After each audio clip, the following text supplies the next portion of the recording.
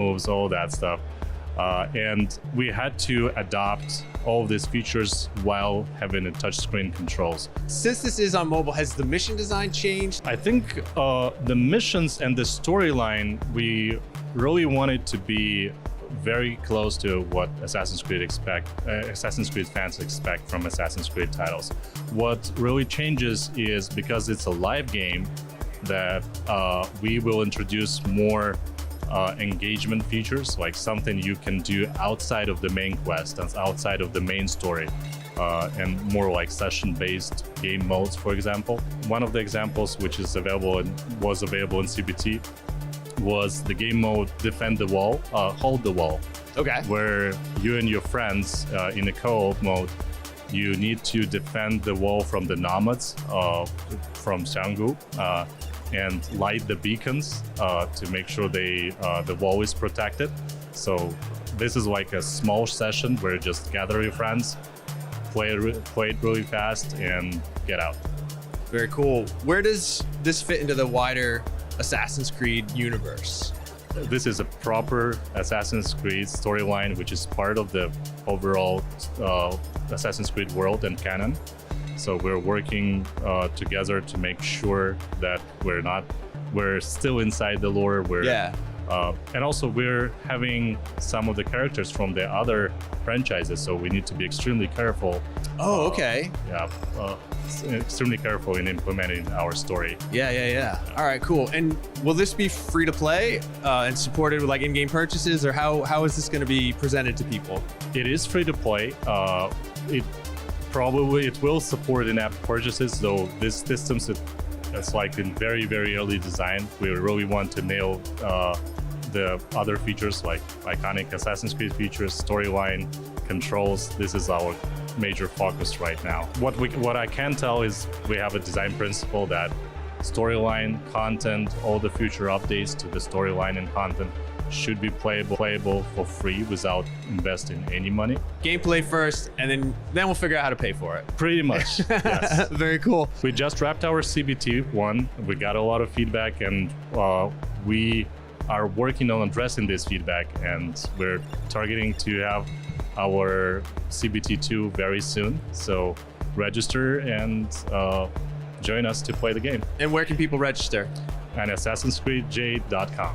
That's the official name now. So official name. Right on. Well, Andre, thank you so much for your time. I really appreciate it. Thank you so much. All right, that was Assassin's Creed Jade. I'm Seth Macy. This is IGN. We're at Gamescom all week. There's tons of stuff to see, so keep it right here at IGN.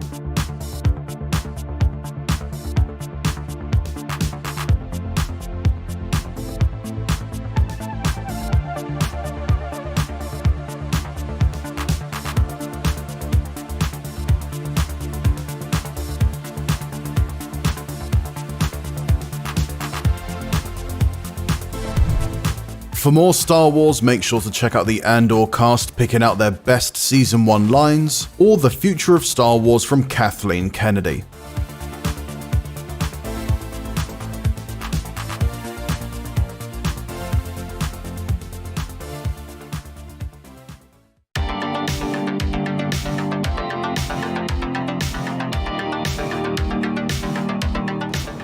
Max Scoville here with Stella Chung. We are at Gamescom 2023, and we just got a chance to go hands-on with one of this fall's most promising-looking sequels, which is Ghost Runner 2. Stella, what'd you think? god, it's so awesome! I felt really bad because when we were in the room playing, I was the loudest person there, just like screaming and everything. It is so fun, guys. Like, I played the first game. This does everything the first game did, but way better. Yeah, we talked to the devs a bit about it, and they said that this is more of an evolution than a revolution, which is frequently the case with, second video games, and they've definitely done a lot to sort of just keep things familiar, but also adding on a lot of new mechanics. And one thing they added that might seem like they're trying to make it easier actually adds a lot of variety, which is the ability to block, which of course also has a parry system to go with it. And this is by no means a Souls-like game, but this does add like a little pinch of Souls-like type combat to it. What did you like about that? Did that work for you? Oh my god, yeah, I loved it. So it grants you a lot of precision with being able to parry it. You get a perfect parry and you're rewarded with an insta-kill, right? Which is great, especially for those heavier enemies that take a few hits to go down. So it really rewards you for being as precise as you can be. Of course, you can just block, which is great, but you only get a few shots before you're killed, right? And you have to start all the way over at the beginning. So I do love that you're rewarded for being so good with the parry button. Love it. Yeah, it's interesting because I feel like the first one was very much, it had some like Hotline Miami to it. Yeah. Like it was very much about like trial and error. You're trying to find that sort of that perfect flow, and this still has that, but it kind of gives you different options to how you want to approach something. And they've I feel like made the arenas larger to sort of reflect that. Inevitably they have got some new enemies in there. I asked if there were any sort of major changes to Jack, the main character, in terms of how he controls or moves. And the developer told me that like they mostly kept him the same, or it should feel the same to people who are familiar with playing, but enemies will now kind of react differently. Like enemies there's been some fine tuning to sort of how they approach you, which should add some fun challenge there. He'll have new abilities, like new skills on top of the ability to block and stuff. And it sounds like you're really going to be able to kind of really customize your loadout to a certain degree and approach situations, shake things up a little bit. The other big thing they added is, of course, the motorbike, which is just dripping with wonderful cyberpunk DNA. It's got some like straight up on the nose Akira references. Like when it's first revealed, Jack just rips the the tarp off it like Kaneda. There's a little Akira slide at the end there. Very good. I also love that the entire sort of dynamic of the whole thing has a bit of Judge Dredd to it. Like you're kind of escaping the big, Mega City 1 tower, yes, and you're gonna be going out in the outskirts. They said there's gonna be like sandbox areas where you're just like jetting around on your bike and you'll be able to hop off it, fight a bunch of guys, do some stuff like that. But the segment of bike stuff we got to mess with, which was really more you because I kind of tapped out early, but it almost felt like a shmup. Yeah, oh my god, it's so good. Like, it's so cool, but it definitely makes you, my hands are so sweaty by the end of it because I was just like, oh my god, I have to not block, I have to not hit this, not hit that. And then at the same time, you have to press down the accelerate button, but also there's a boost button, which you have to use frequently. It's not like Mario Kart where like you can only use it Yeah. No, I mean, it's an interesting approach because I feel like in racing games, like a boost is it's a luxury. It's something you have a finite amount of. In this case, it's more of a necessity, but you're going so fast that it'll basically, it can be detrimental if you let off of it. And the thing you're doing is you're chasing after like another ghost runner, an evil ghost runner, and it almost felt like in an open world game, like a chase sequence where you have to keep a certain distance to them, and there's a little bar at the top of the screen that basically the more you slow down, the faster that shrinks. And the idea is you want to kind of just hold down that boost and keep within range of that other person. But of course, speed kills. So we wound up going down this whole sort of tunnel, which was just like basically a murderous water slide. I know. You know what? I was telling you that this game looks beautiful, and so much about this game is speed, being able to do things so precisely, so quickly. And it sucks because the world is beautiful, and it's still in Unreal 4, which was unbelievable. It's gorgeous. And I'm just like, let me slow down and experience this, but you can't because it's go, go, go. No, this is not a game about stopping and smelling the roses. But it's really cool to see the developers took what made the first game special and are just expanding on it and really growing on it. I'm excited to see how people respond to it. And the nice thing about it is, even if you suck, it's really fun to watch other people play it. And I think speedrunners are going to have a blast with this. That is out October 26th on I think old gen, new gen, and PC, something like that. We're dying to see more of it, but of course there are plenty of other games right here at Gamescom. We're going to check some of those out, too.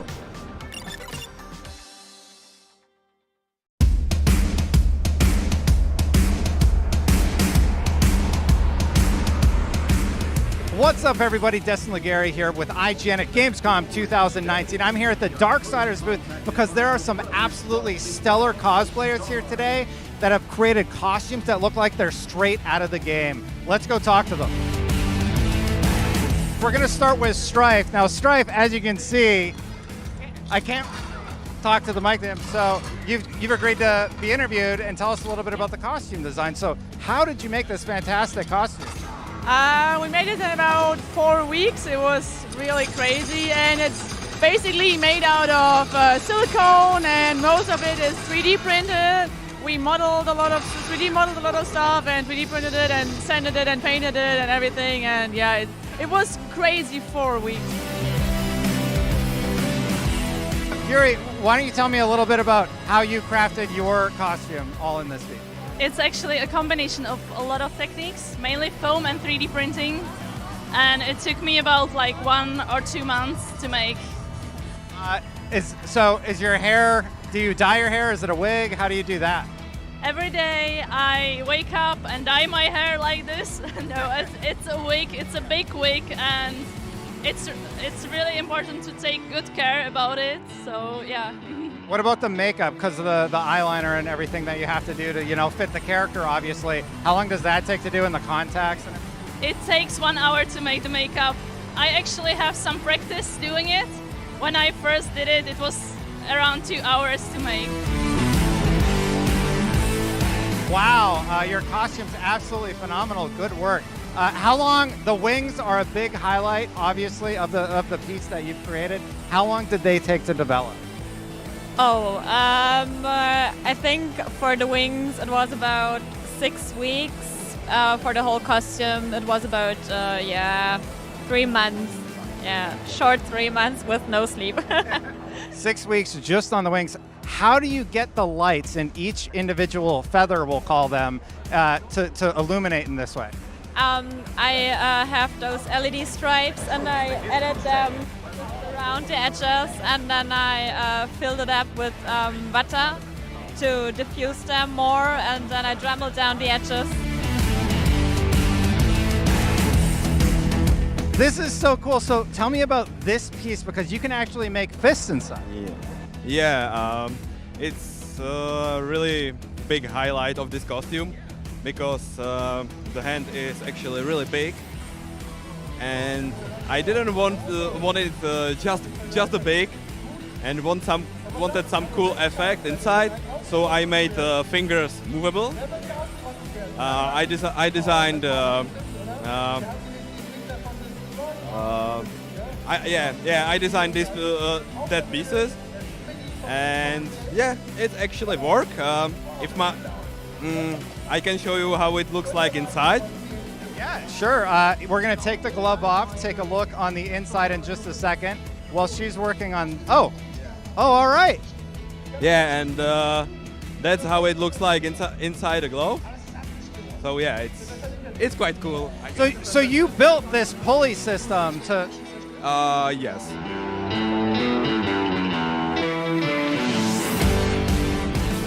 The hardest piece was definitely the muscle suit, because yes, exactly, because the whole body was first cast, and then it was hand sculpted and cast in silicone rubber. So there went a lot of work into this, and all the other parts are 3D printed, some handcrafted foam parts. Can I squeeze the muscles? Yeah. Okay. Oh, you've been working out, man. Good work. It was like 5 minutes ago this morning, so been working quite hard. This is really neat. I asked the other creators what was the thing that held you up when you're putting it on the most? Basically the feel and the look I get when I'm all dressed up, and it's the reactions of the people, because they're all amazed, because most of them can't really believe to see something like that in the real world. Yeah, it's really cool. It looks like it's right out of the game. How long does it take you to get into? It takes about 20 to 30 minutes. All right, well, wow, thank you so much. This is absolutely incredible. Guys, for more on Darksiders and all things Gamescom 2019, keep it right here with us at IGN.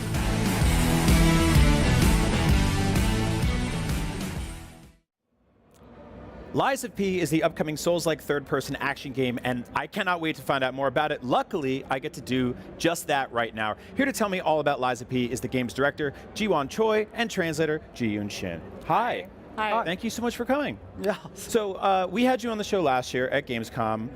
You won a bunch of awards, but you brought some new stuff to Gamescom this year. Tell me what Liza P at Gamescom 2023 is all about.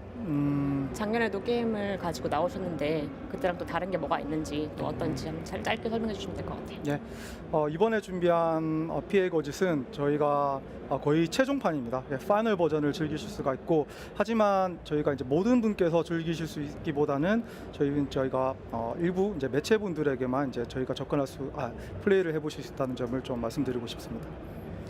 Yeah, this year we brought some new version, which is final version, but unfortunately it's only open for press that you can experience in Gamescom 2023. All right. Are there some new enemies in this build? Now this is like the final build of the game, right? 지금 가져온 버전이 파이널인데 저번에 봤던 거랑 다르게 또 새로운 적들이 있는지. 네. 이번에 준비한 거는 모든 게 다 새로운 버전이기 때문에 깜짝 놀라실 수도 있습니다. 이거 피해 거짓 맞아? 완전 다른데? 이렇게 경험하실 수 있을 거예요. So we brought so many new contents in this, so you'll see completely different enemies, completely different situations here in this version. Tell me about one of your personal favorite enemies that we're seeing in the Gamescom 2023 version, and what kind of. 2013년 버전에서 볼 수 있는 새로운 적들 중에 제일 좋아하는 적이 뭐가 있는지. 정말 매력적인 보스가 등장을 해요. 그래서 정확한 이름을 언급하기는 좀 어렵지만은 이번에 플레이해 보시면 정말 매력적인 보스가 등장한 것을 알게 되실 겁니다. You get to see a very attractive enemy, which is a very strong one, and we cannot really mention his name, but you will see soon. Well, this giant robot clown we're looking at right now, it seems like he puts up a good fight. Tell me a little bit about designing these enemies so that the encounters are challenging and difficult, because I know that's something that is important to the philosophy of this game. 지금 이거 보고 있는 이 이거에 대해서 말해야 되는 것뿐만은 아니긴 한데, 그러니까 적들을 이제 디자인할 때 어떤 걸 제일 보시면서 넣었는지, 그리고 어떤 게임 스타일을 기대할 수 있는지. 네. 그러니까 저희가 새로운 신선한 어떤 경험을 드리기 위해서 많이 노력을 했어요. 그래서 탑 게임에서 경험하지 못했던 몬스터들이 등장하도록 저희들이 노력을 했고, 그 어느 때보다 또 몬스터를 가지고 있는 이야기와 서사에 대해서 많이 집중을 했습니다. So yeah, we wanted to give the players new experience with new enemies that you haven't seen in other games, and we wanted to give each stories to the enemies, not just the boring normal enemies that you will see everywhere. Yeah. Awesome. I really like this big sword. Tell me about the big sword. It looks great. 보이는 이 큰 칼에 대해서 좀 더 설명해 줄 수 있냐고. 되게 좋은데. 이 무기는 사실 칠지도라고 해서 한국 고유 전통의 무기를 저희들의 방식으로 개량한 무기입니다. 그래서 특수 스킬을 사용할 때 특히 칠지도라고 해서 그 가지가 7가지로 뻗어나가는 연출을 확인하실 수가 있는데, 그러한 부분들에서 저희들이 상당한 고심을 한 무기이기도 합니다. So this sword right here is called 칠지도, which is traditional sword in Korea. Yeah. And when you use it with a special skill, you can see 7 different branches will reach out from the sword. Awesome. The grindstone system is something that you've implemented in this game. What's sort of like your advice to players who want to maximize it and get the most out of it? 게임을 할 때 초보자들한테 이 싸움 장면에서 좀 이제 조언을 해주고 싶은 게 있다면 뭐가 있을까요? 네. 일단 무작정 덤벼들지 않았으면 좋겠어요. 그래서 보통 액션 게임이라고 하면 호쾌하고 빠른 진행을 생각하실 수가 있는데, 솔로라이크 게임은 정보가 경험이 되게 중요해요. 그래서 무턱대고 덤비기보다는 충분히 사전 지식과 내가 어떻게 할 것인지 전략을 구상하면서 전투를 하면 크게 도움이 될 것입니다. So he want to say don't jump in right into the enemy. So he want to say you need enough information and experiences and good plan and strategy to fight against these enemies. Now, you know, this is obviously infused with a lot of horror, but most horror games look very dark and shadowy and bleak, desaturated. You're playing with a lot of color and lighting in this game. Tell me about that design decision. 그러니까 게임 디자인할 때 상당히 되게 다크한 모습 많이 볼 수 있는데, 이걸 디자인할 때 어떤 이제 과정이 있었는지, 또 어떻게 디자인을 한 건지.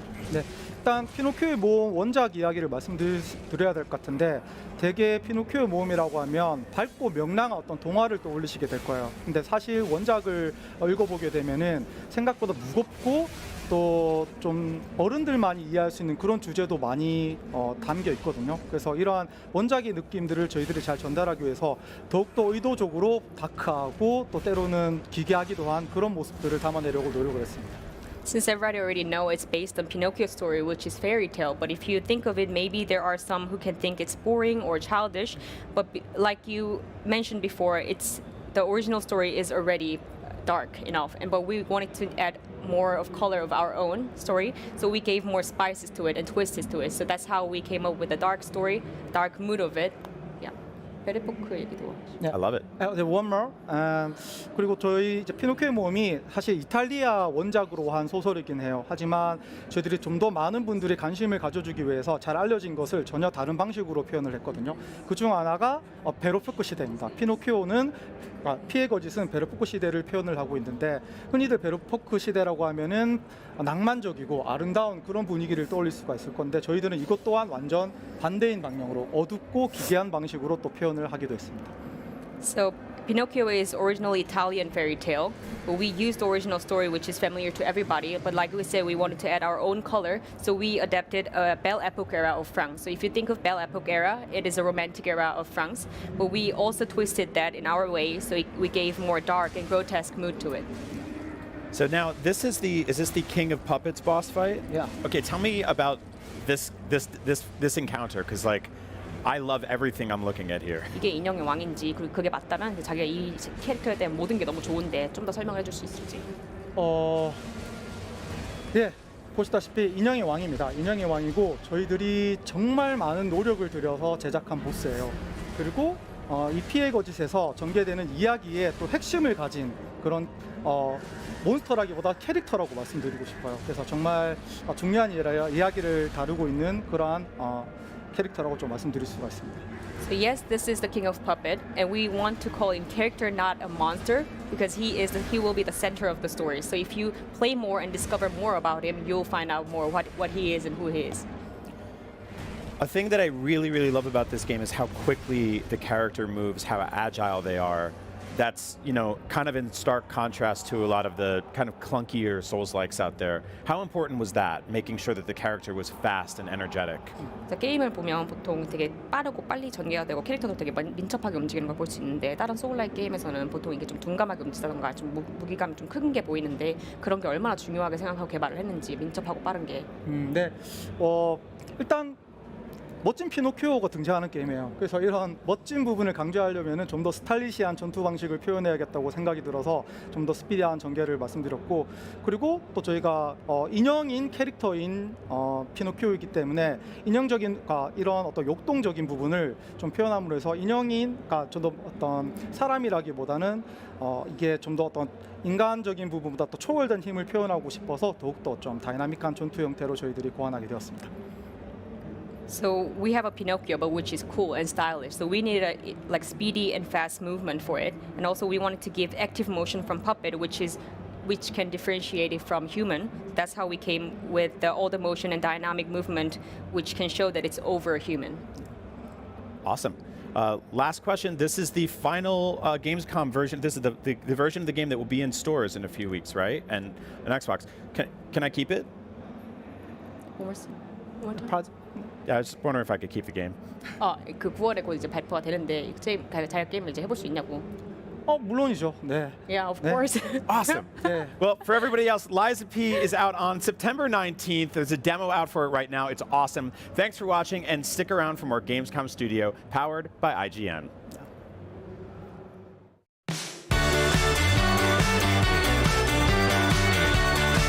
Was ist los, Gamescom? Ich heiße Seth Macy, and I am here at the Xbox booth here at Gamescom. It is loud, it is crazy, and there are a million things to do here. I think I'm going to start with Starfield because that is the game I'm most looking forward to, but also there's a Porsche over there, and I'm going to go check that out.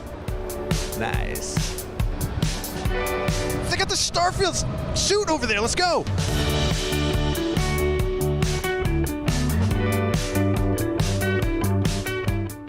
This is ground control to Major Tom.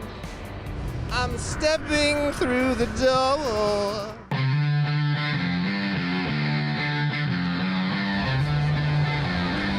Hell yeah. We're going motorcycle.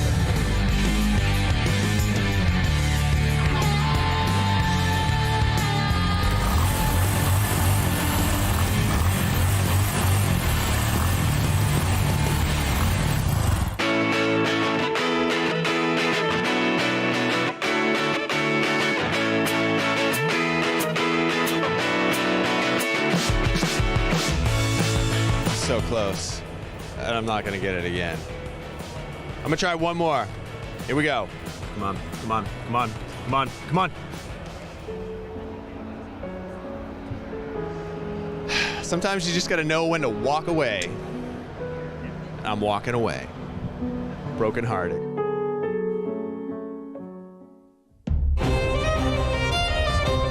God! He was right there the whole time. He didn't say anything.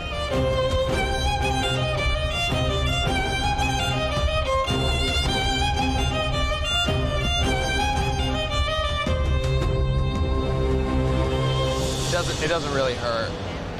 I'm just hamming it up for the camera.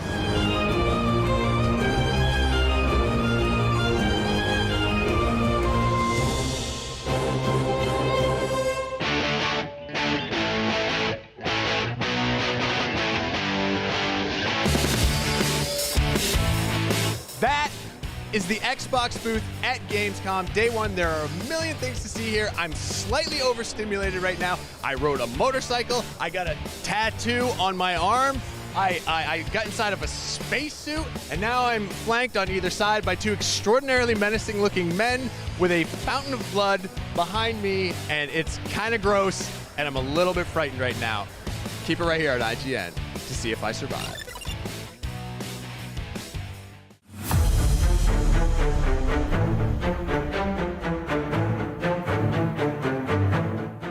Gamescom. I am Seth Macy with IGN. I am joined by Matt Perslow. Hello. We are here to talk about where winds meet.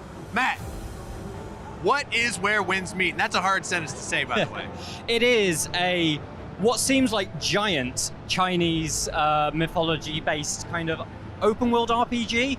I guess the easiest way is it's got a little bit of that Ghost of Tsushima about it. Ooh. But I'm listening. It is massive. Yeah. And so we only got about half an hour to play it, maybe 40 minutes.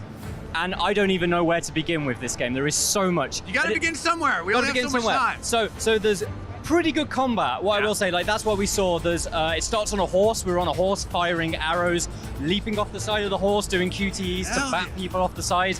Very, very cool. Into a boss fight. Not very Soulsy, I will say. It's got, you're gonna have to parry, you're gonna have to block. So it's action, it's not turn-based, it's action. No, RPG. yeah, it's action RPG. You've got like the stamina and you've got the health bar and you've got kind of a lot of like the parry and riposte system. I wouldn't say it was anywhere near as difficult as a Souls, so I think if you're worried about that, I wouldn't worry about it. Much closer to the sort of combat that you had in Ghost of Tsushima. Okay. A lot of that kind of like steel on steel kind of effect, which is good. But then after that boss fight, we got thrown into an open world and it was pretty much do what you want. So I'm wondering if there's a little bit of kind of the Zelda about it. I wonder if it's sort of like free form, go and do what you want. What I did there was not what I was expecting. I thought this would be a fairly full-on kind of combat game. I was finding weird statues that had riddles on them, and I was turning statues around to get prizes. Nice. I was going into villages and dealing with pickpockets and chasing a goose around a village. Realistic goose chasing. Yeah. I was, there's flights in this game apparently, all sorts of very wushu style, like jumping around. I went into a village full of statues and we're throwing little rocks at them and turning them back into humans. It's wild. There's a very, very vast kind of like power system that you, I guess, assign to a lot of the face buttons. I had very little time to work out how it works. What I can tell you is that one of the abilities is summoning in a goat to have the goat charge through and hit things. Yes! It is, like, I was assuming it was going to be quite serious, but it's not. It is full on, like, those kind of, like, wushu films with all of the leaping around, like, cutting arrows in half. It's got a lot of that vibe going on. Wow, it sounds like you're describing, like, 8 different games. Yeah, it really felt very over. I'm slightly worried it might be a bit over-scoped, that there might be a bit too much. But I'll hold judgment on that until we've actually got the final thing, which does feel that it's probably going to be quite far away. I don't think it's coming out anytime soon. All right, cool. Did you have like a pre-rolled character? Are you able to make your own character? How does that work? So after the tutorial, it kind of put you into a part where you were playing like the uncle of this little boy, or well, androgynous sort of character, which then it turns out that's who you are. Okay. And you then get to choose whether they're male or female. It then goes into one of the most in-depth character creators I've ever seen in my life. How so? Like, what makes it so crazy? To the point where you can change the depth and size of the bit that goes in between your nostrils. Ah, the filtus. Yeah. I don't know if that's what it's really called. But so much, like many different hairstyles, but also you could change each individual cheekbone, forehead, the way that the eyebrows are kind of tilted, literally everything. I think if you remember like the Black Desert Online character creator, which kind of went viral a few years ago, it was almost felt like that times 2. So you could just make whoever you want, basically. Pretty much, game. yeah. Oh, wow, that is It was very wild. So, yeah, kind of much more of a RPG than I thought, because then you go into the stats section, and I assumed that if there were going to be stats in this, this would be rolled a bit like the Dark Souls, kind of like strength, dexterity, like, endurance. Yeah, basic RPG sort of yeah, stuff. no, like charisma and Gotta have charisma. and sight. So I get the impression there's a lot more of the kind of like the traditional more D&D side of a thing where we're going to be chatting with characters. There's going to be the importance of how you interact with characters as well as interact with your swords. Right, okay, cool. So yeah, I sort of went in assuming that it was one thing and came out. I sort of don't have a clue what it actually is. There's so much of it. So you have more questions after playing it. Yeah. How long did you get to play? For about half an hour to 40 minutes. And you did all of those things? And there were bosses to fight. There were kind of like little encampments where there was obviously loads of enemies to scrap with. I really don't know where the game starts and ends at this point. Like, I wish that it was a more curated demo rather than a Gamescom throw you in. But what I can say is there's a lot here, and it'll be really interesting over the next, whether it's months or even years before this game comes out. It'll be interesting to see how all of that develops. Well, I'm looking forward to it. You got me hyped on it. You can summon goats and chase gooses. I mean, why not? But we are at Gamescom. It is crazy. We're seeing all sorts of games. Make sure to keep it right here at IGN for the best of Gamescom.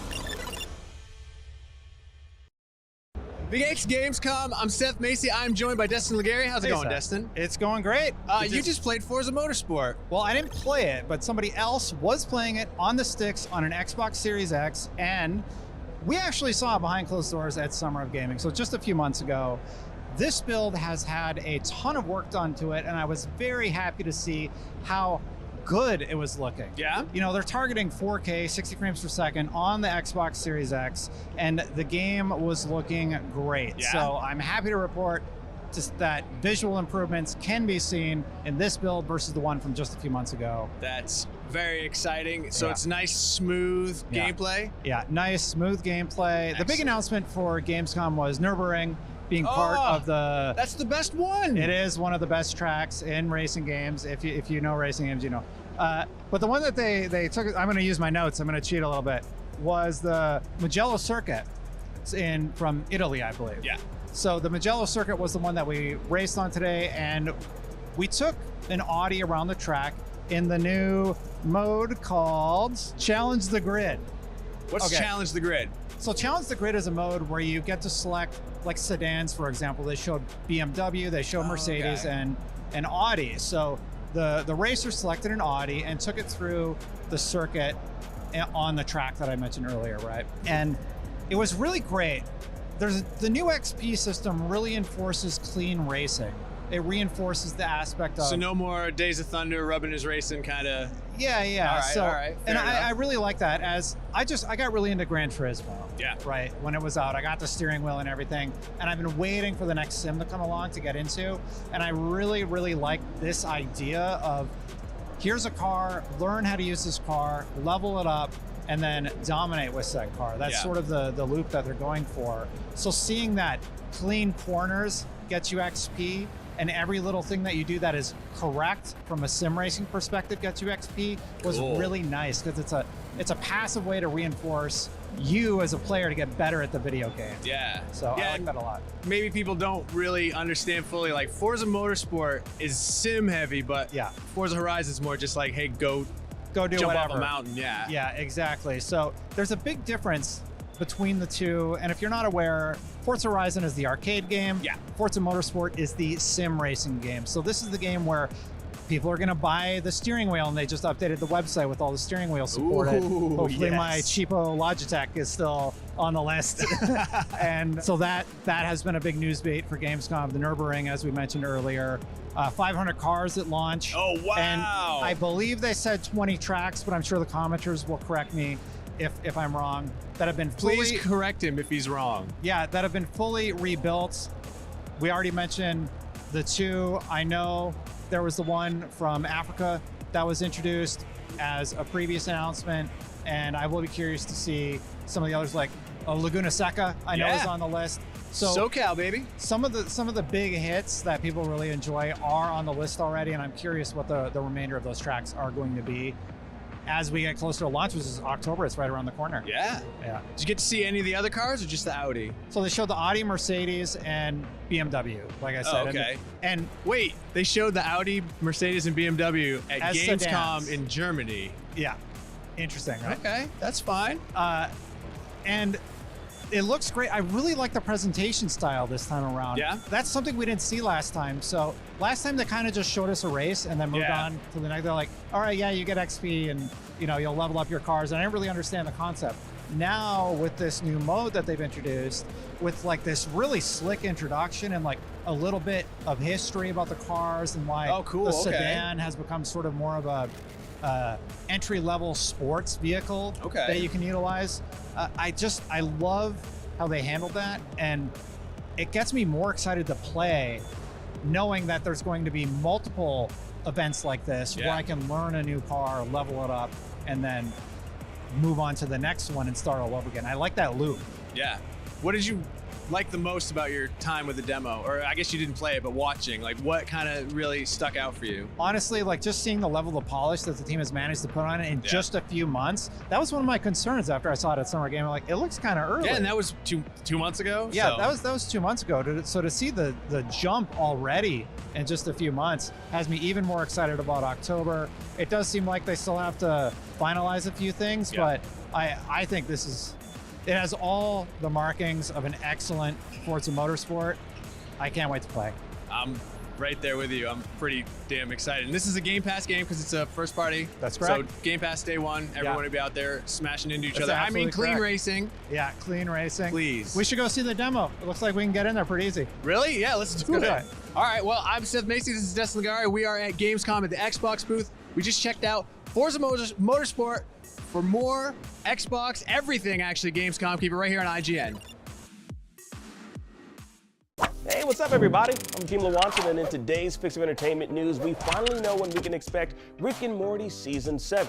And we've got some details and the synopsis for the upcoming season, plus some spicy Dune Part 2 news you might be interested in hearing. All this and more in today's Fix. Let's drop it.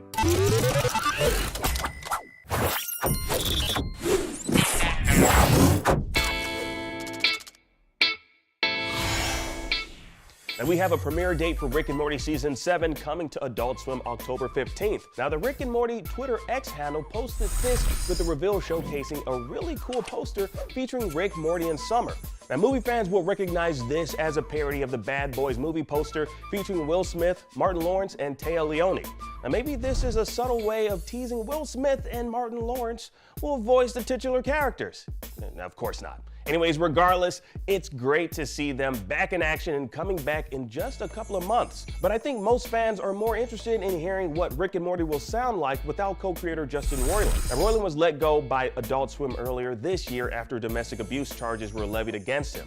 Now, those charges have since been dropped, and Roiland released a statement on Twitter stating he's determined to move forward, focus on restoring his good name, and work on his creative projects.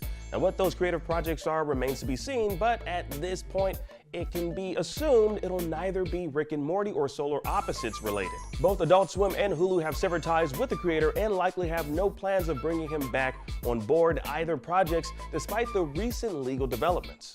And while we still have no clue as to who will be voicing Rick and Morty in true Adult Swim fashion, the company did joke about what we can expect from the new voices in the official synopsis for the upcoming season. Quote, Rick and Morty are back and sounding more like themselves than ever. It's Season 7 and the possibilities are endless.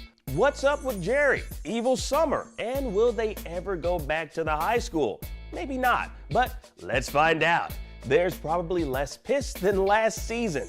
Rick and Morty, 100 years. or at least until season 10. The synopsis jokes about Rick and Morty sounding more like themselves than ever, which could mean what show producer Steve Levy teased at this year's Comic-Con could hold true on the direction the team's taking with the new voices. Quote, "We are closing in on the end of our process of the recast. It's going to be great. I'm thoroughly impressed. That's the thing, I don't want to be overshadowed." And he also confirmed that they'll be using sound-alikes, but the characters will remain the same characters. Well, I would hope so. Even Adult Swim's president had words to say about season 7. Quote, "Thanks to the talent of the entire show team, we can all enjoy 10 new episodes that yet again raise the bar for comedy and animation. This season proves that the geniuses at work on Rick and Morty are just getting started." Now, while both Adult Swim and the crew behind Rick and Morty have a lot of confidence in the upcoming season, fans will have to wait and see what we can expect come October 15th. In other news, Dune Part 2 has been delayed to 2024. And with the ongoing WGA and SAG-AFTRA strikes, it should be no surprise that WB decided to push the film from its original November 3rd, 2023 date to March 15th, 2024. Now, the stars of the film will likely be unable to promote the movie in solidarity. Now, this has definitely affected WB's release slate, with the next Godzilla, Kong, and Lord of the Rings films being moved to accommodate Dune Part 2's shift, April 12th, 2024 and December 13th, 2024 respectively. Now, as the strikes continue, we'll likely see more movies being pushed back and delayed, and we'll keep you updated as things progress. And our final story is a sad one, as wrestling fans mourn the sudden loss of Wyndham Rotunda, aka WWE superstar Bray Wyatt. Now, Triple H tweeted this message informing fans of the tragic news. He reportedly suffered a heart attack after a bout of COVID earlier in the year exacerbated some existing heart problems he had. Now, it's been a terrible week for wrestling fans, as Hall of Famer Terry Funk also passed away a few days ago at the age of 79. Now, Bray Wyatt wrestled under many aliases throughout his professional career, the most notable and iconic being The Fiend. In and out of the ring, his creativity was endless, and at the age of 36, the WWE Universe, the WWE family, lost a legend far too soon. Now, he'll definitely be missed by friends, family, and fans alike. And on that note, that was your fix of entertainment news for today. I'm Akeem Lawanson. Thank you all so much for watching. Now that you're caught up on today's news, please check out our previous episode. Download the IGN app on all your devices, and for everything else, stick with IGN.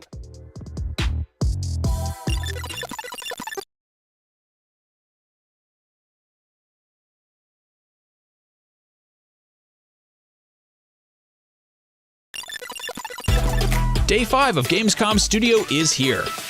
Today is all about dressing to impress when the Gamescom Cosplay Contest and Awards showcases the coolest costumes of this year's event.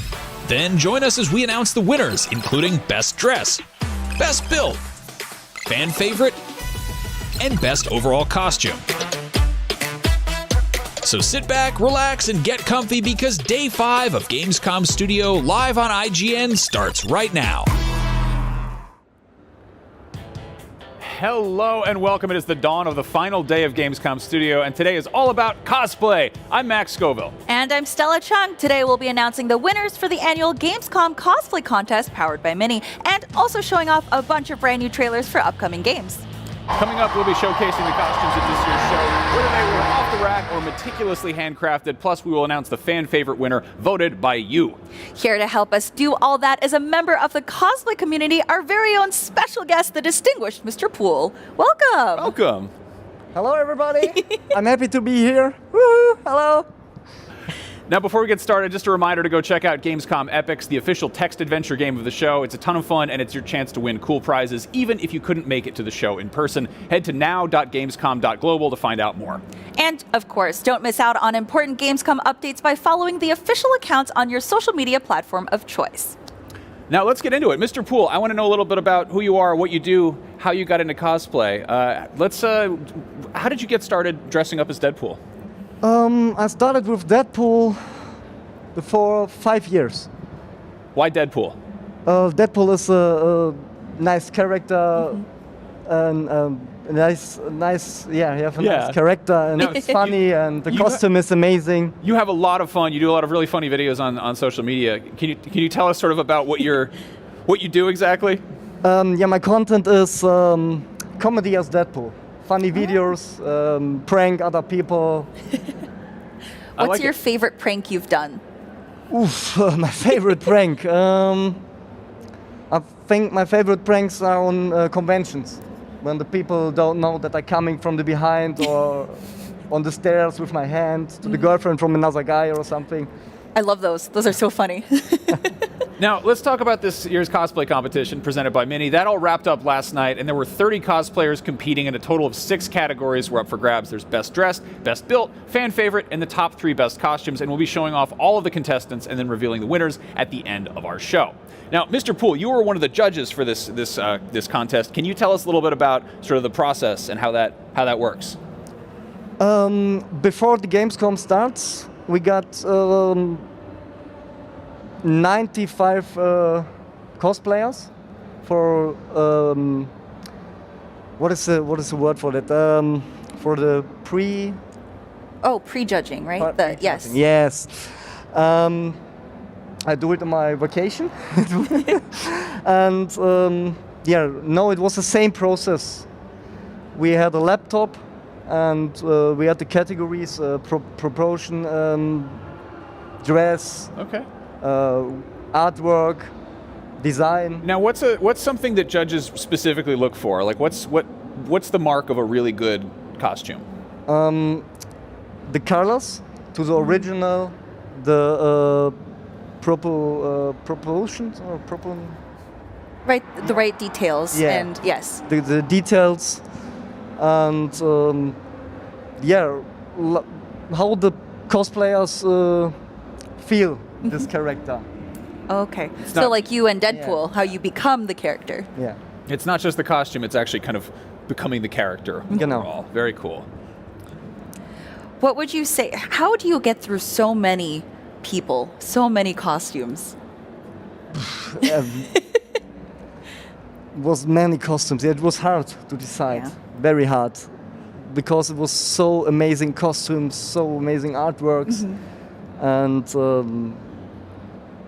but only it was 6 or 5 can win. Oh, okay. Now, each year the competition takes place downstairs in Hall 5 at the world's famous Gamescom Cosplay Village, and it is packed with incredible costumes and characters from all over the multiverses. But there are also a whole lot of onlookers, and they're just taking in the sights, checking out the costumes, and it really has to be seen to be believed. So here is a look at what it's like at the Cosplay Village. Take a look.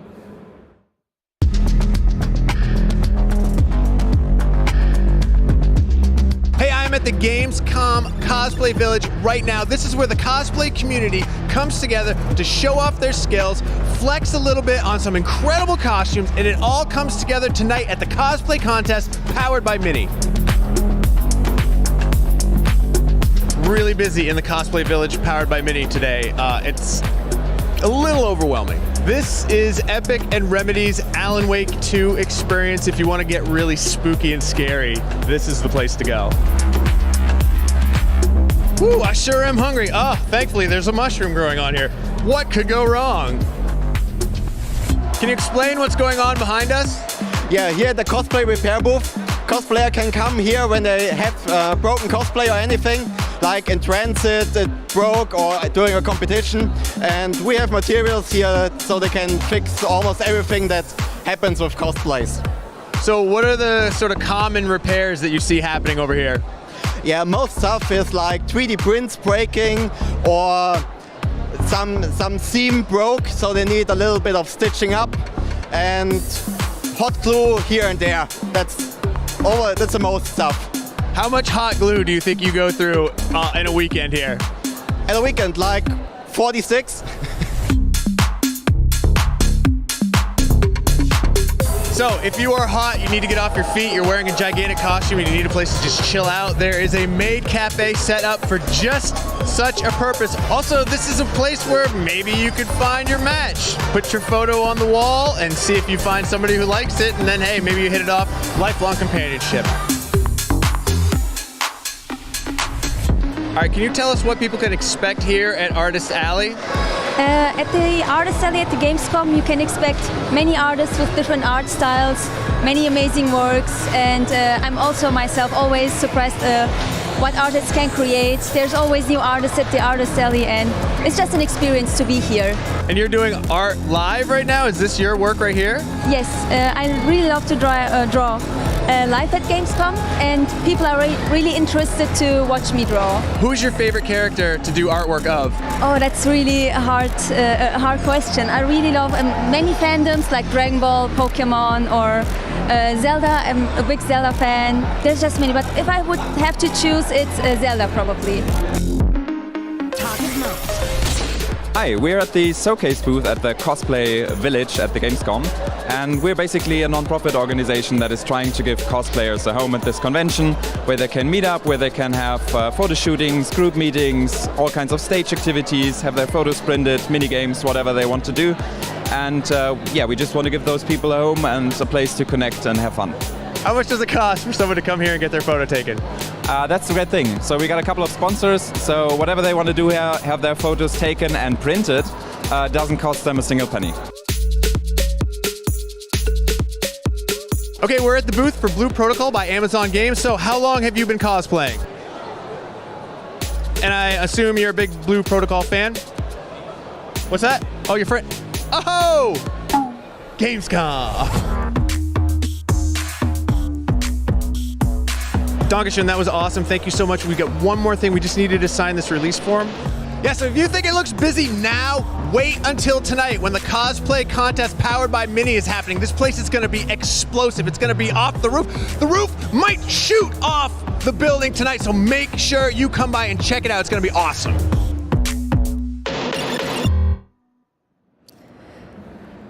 The Cosplay Village is actually so awesome. There are so many different things they added this year, and I got to go last year and try to do some repairs on my own cosplay that got a little damaged, and it gets packed for awards night. It is crazy.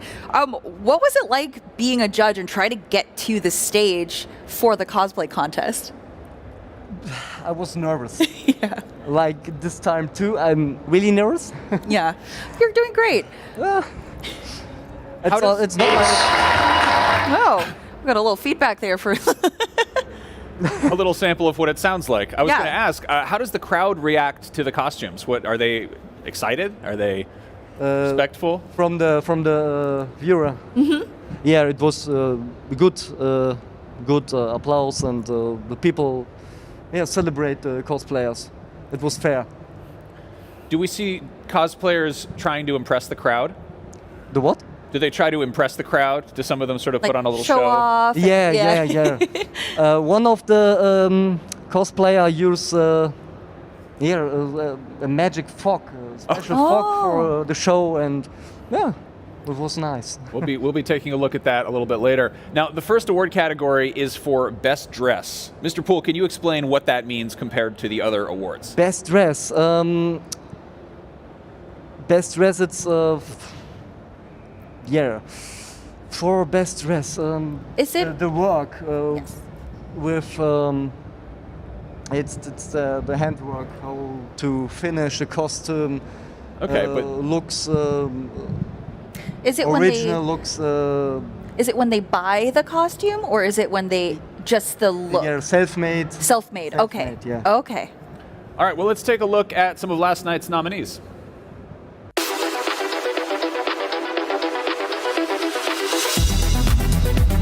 My name is Anzi, and I'm cosplaying to be from Nier Automata. Very nice, very nice. So I can see a sword, I can see a skirt, I can see shoes and boots and everything. But what is this costume made of entirely? Like, what did you use? What materials? I used sweat fabric for my dress. For my boot covers, I used leather, and for my sword is made from plastic pipe. How long did it take you to finish all of this? I think it took me about 3 to 4 weeks, but it's also a costume that I started working on 2018. What is your favorite piece of the costume? I think that my favorite piece of the costume is the bodysuit, which you cannot entirely see. Like it's also hidden, but the amount of details that this piece of fabric has, it's insane. It took me so long to make it, and the top part took me 3 to 4 tries to make it. and I used different kind of fabrics until I end up to this kind of fabric, which is sweat. I tried leather, I tried velvet, but it didn't sit right with me, so I had to try again and again, spend so many money on different materials till I get it right.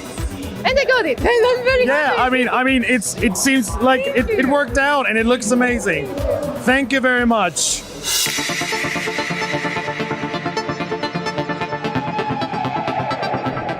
Why did you choose this character in particular? First of all, you're doing it very good justice. But thank you.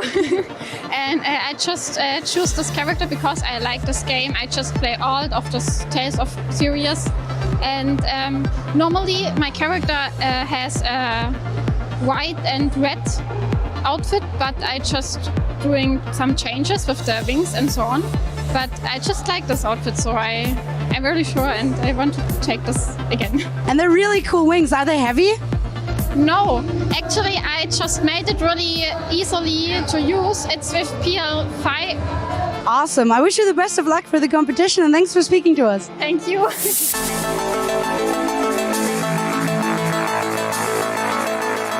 I'm here with Sansa Stark from Game of Thrones. This is absolutely incredible. So, first of all, gingers, yes. Second of all, this looks incredible. It's really great. What made you choose this character? Because first of all, I love Game of Thrones. It's like a great show. And second, because Sansa has such an awesome character development, and she's such a badass character at the end when she's finally the Queen of the North, and that's what the dress is. She's the queen. All right, good luck for the competition. It looks amazing, and it's also uncanny because you're also not just, you don't just look good, you also are beautiful and also have the look ready. So is that something that you consider when choosing a character? Yes, I choose like, do I like the dress? Do I like her actions? Do I like how she acts? Because cosplaying is not just looking like it, it's also like acting a little bit like it. And I don't want to act like a jerk all day at a convention. All right, so you're in character all day. Okay, I can't wait to see the performance, and I wish you good luck. Thank you very much.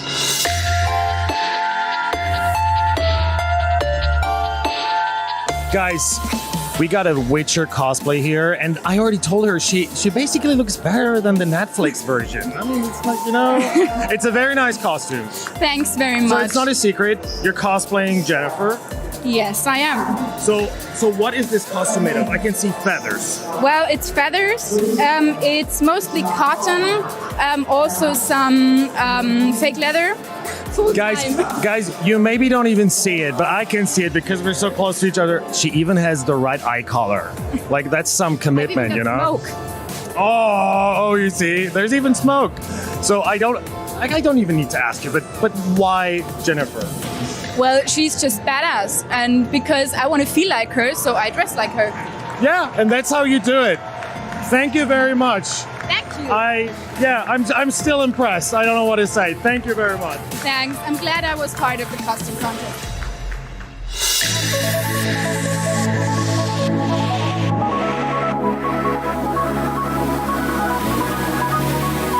Okay, Jessie, why did you pick this character to cosplay?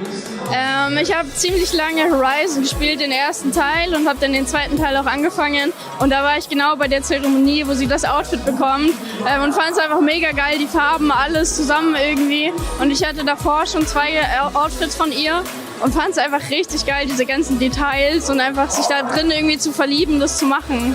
Ja. Well, the good thing about Aloy obviously is that she has a lot of like different outfits and like different armor for different regions, and this is the one from the beginning, from the ceremony, and she was really happy with the color scheme, and so that was the one that she chose. What is your favorite part about the cosplay? Das Kopfteil, yes, it's so pretty.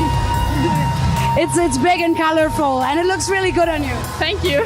So over the last year, she took part in many cosplay competitions and conventions, and also it was a good fit because the cosplay could fit into one luggage, but putting everything on with the paint and everything actually takes 2 hours. So there's food for thought. Thank you so much, and good luck for the competition. Okay, thank you.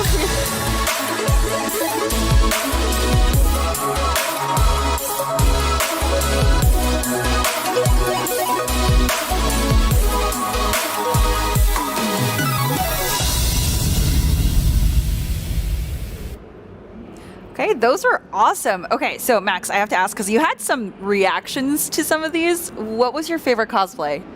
Oh man, I honestly was really impressed with the Sansa Stark one because it's like there's like embroidery in there, you know. And there's something about it where you see these big, really impressive, like massive scale ones, and those are really impressive on their own. But I think there's also something about getting the it's not even what I would call like fun details, but like the craftsmanship of having to sew, just a really beautiful costume like that.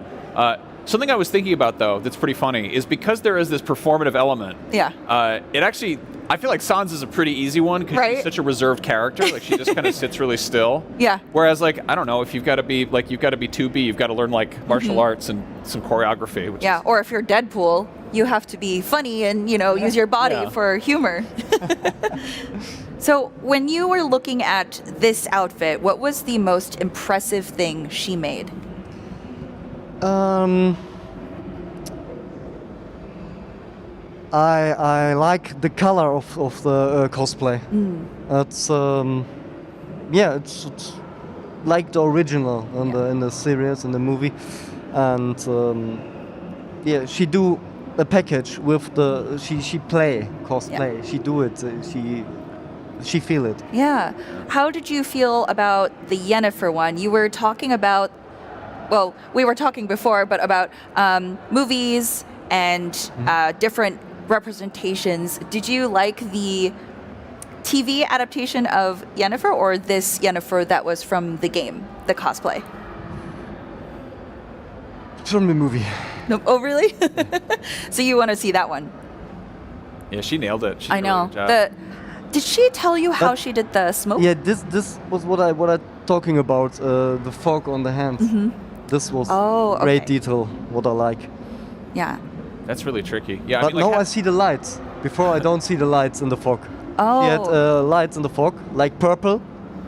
On the interview, she showed purple lights on the fog. Oh. And on the contest, I don't see that. That's an action feature. Yeah. It's so cool. Stella, what was your favorite? I think Aloy, just because of all the colors and the headpiece. You can see each piece is hand wrapped with different twine, and they're dipped in colors. Yeah, that's gorgeous. So all of the details here were really cool. And you can see just how much she loves her character. When she was on the stage, she was reenacting some of the sequences. Also, look at the beads on her chest piece. That must have been so annoying to do each one. The thing I like about this is that it's not like the box art Aloy. Yes. Like there's always that default version of a video game character that we see everywhere. But then you actually play the game and you wind up with like a custom armor set. And she clearly plays the game and actually, she picked one that she really liked. Yeah, like you have the Deadpool outfit, but sometimes you wear Goku over it. Yeah, I mixed that with everything. Yeah. Kakashi, Goku.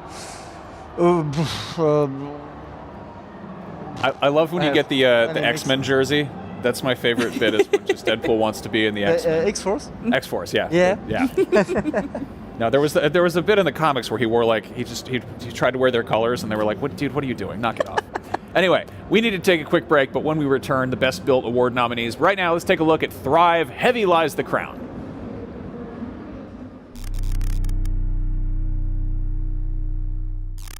It is you, the one I left to rule. I see that you have found our people a new home in the lands of Nissamor. The keep and a stockpile provide stability for your new settlement. Integral to your growth is a vast array of resources. Plentiful stores see your kingdom expand and rise. As your kingdom grows, so too will its concerns. The path you tread decides your fate, and your conscience is your guide. A benevolent ruler shows compassion for the earth and its kin. A tyrannical ruler takes pleasure in exploitation and torture. Travel across these vast lands, opening up a fresh world of trade and diplomacy. As your community grows, strangers from far and wide will find themselves at your door, whether you're ready or not. You cannot outrun the Waldrim. It lurks here too, stirred by every decision made. We have only known its cruelty, but there are whispers, claims of its kindness. Those native to Nissamor may attack your kingdom at a moment's notice. These threats can be met alone or alongside allies. Long may you reign, and long may you thrive.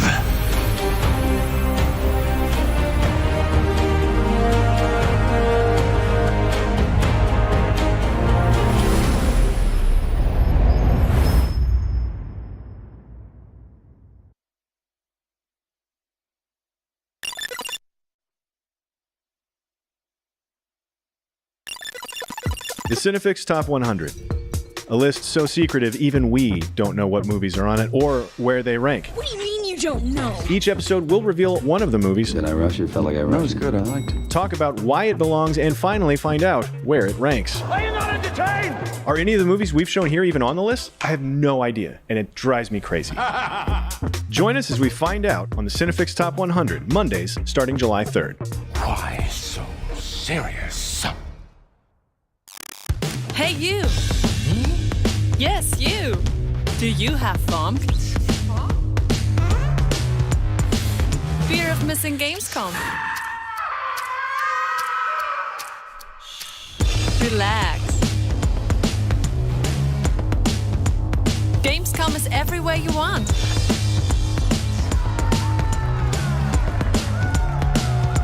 Gamescom now. Register now.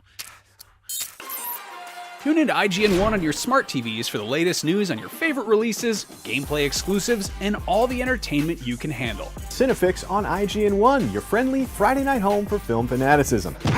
You're watching The Weekly Fix, ready to fill you in on anything you may have missed in the world of gaming and entertainment. Welcome to Should I Play This? This is what to watch here on IGN 1.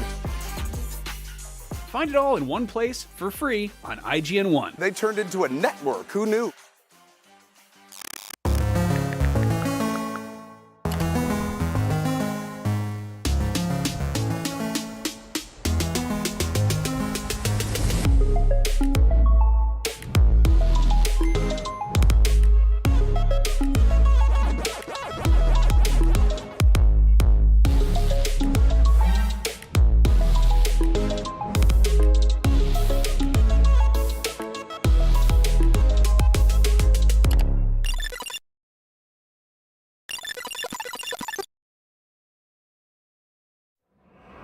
And we're back. This is the 2023 Gamescom Cosplay Contest, powered by Mini.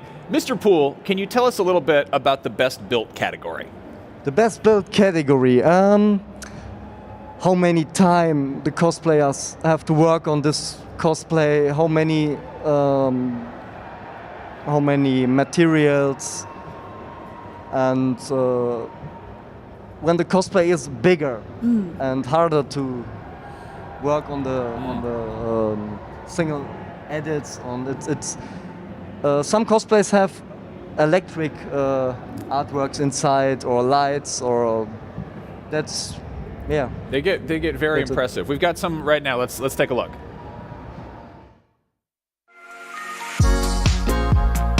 If there's one thing I learned from this contest over the years, it's that the French go hard.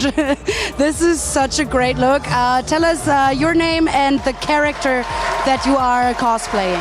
Yes, of course. So first of all, thank you for to be here, and I'm so happy to be here at the Gamescom. It's my first time, and I made this costume. It's from Monster Hunter World, a video games, and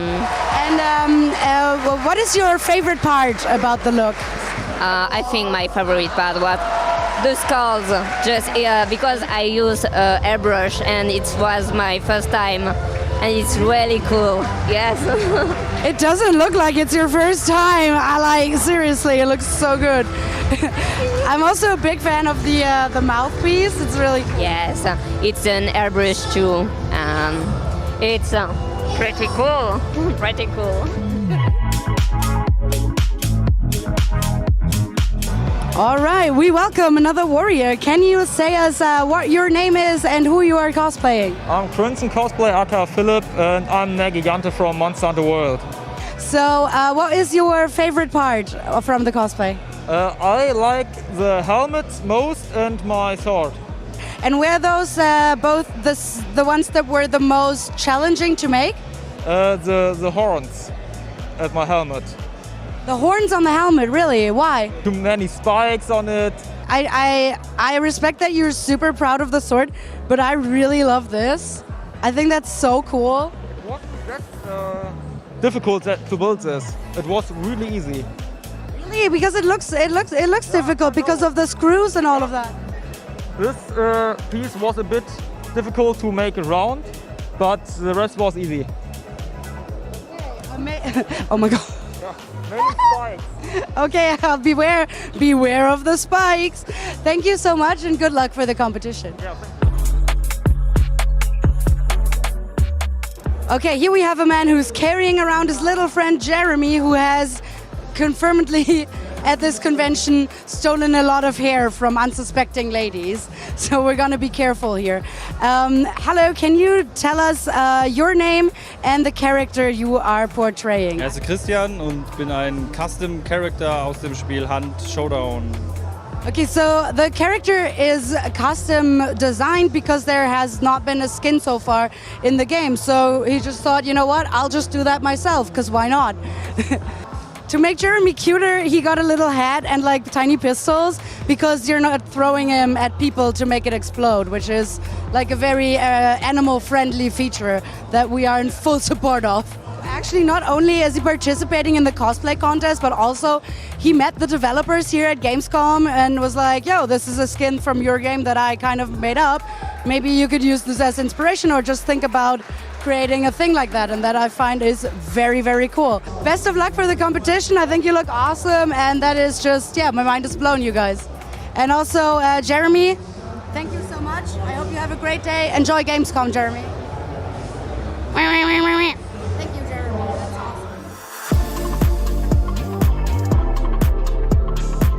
awesome. This costume is amazing. What is your name and what is your cosplay name? I am Hitsuki Cosplay, and my cosplay is Hermias Mora from the Elder Scrolls. Oh, we got the Elder Scrolls here. It looks fantastic. I gotta ask you, what is this made of? Oh, it's made of quite a lot of things, like different kinds of fabric. It's out of foam or foam clay, out of warbler, and a lot of electronics inside. I mean, it sounds like you spend quite some time putting it together. How much time, let's say approximately, did you spend? I spent like 3 to 4 months on it, like always in the evenings and the weekends. Why do you love this character so much? Well, in the Elder Scrolls universe, he's like a Daedric god, and he's the god of wisdom. And I like this wisdom thing. I see. And if you, I mean, I can already see you're looking into this book, and I've been trying to get a little sneak while you were talking. What is your favorite piece? I guess it's the book, right? It is the book. What is special about it? It's the black book in the game, and I see. If the people read it, they get insane. Oh, but we're not getting insane. I hope so. No. We're not getting insane. We're just getting started. Guys, stay tuned. Thank you. You're welcome. Guys, I jinxed it. I said there's not many people that I have to look up to, and now we got a cosplay that's just insane. And what is your cosplay here? What is your costume? I'm from Warhammer 40k, a Space Marine from the Blood Angels. I mean, I'm almost too terrified to ask, but how long did it take you to make this costume? Well, in the contest I'm going to wear my wings and my jump pack, and I got the chainsaw which moves the chain, and that took me about, I would say, 600 hours in 6 months. And it's my first cosplay. It's his first cosplay, guys. That's just amazing. And what is it made of? I can see a lot of material, but what is it made of entirely? Basically, it's out of EVA foam. Nothing is 3D printed. Almost nothing is 3D printed. It's all EVA foam. So it's all handmade, you would say? Jesus Christ, that's just amazing. And why this character? Why not something else? I mean, there's a ton of characters. Yeah. What is it that you love the most about this character? Yeah, I love Warhammer 40k since I'm a kid. And when I took up cosplay last year, I did it because I made a Warhammer room in our house. And I thought a chainsaw would be nice. Then I made a chainsaw, and then I thought, now I need a Space Marine. So I built a Space Marine from my favorite legion. This is how it happens, I guess. And what is your favorite part of this costume? I would say the chainsword, because it moves. It looks so cool. And it makes the chains noise. The engine sound is so nice. I think I'm just impressed. There's nothing else to say. Thank you very much and good luck. Yeah, thank you. Bye. Bye bye.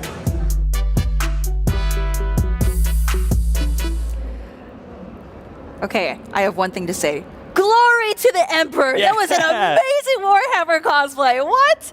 You were talking about machinery and lights. That was about the talk. Yes. Talk about this costumes. Big costumes with many working details, like the fork or the working Chainsaw. Something. Yeah. That was his first cosplay?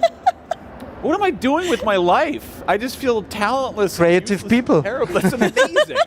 I feel like maybe he's an engineer by day. Probably. Like that's very possible. This is so impressive. I love how normally when you see people doing really amazing Warhammer stuff, it's like terrain building or really, really good mini painting.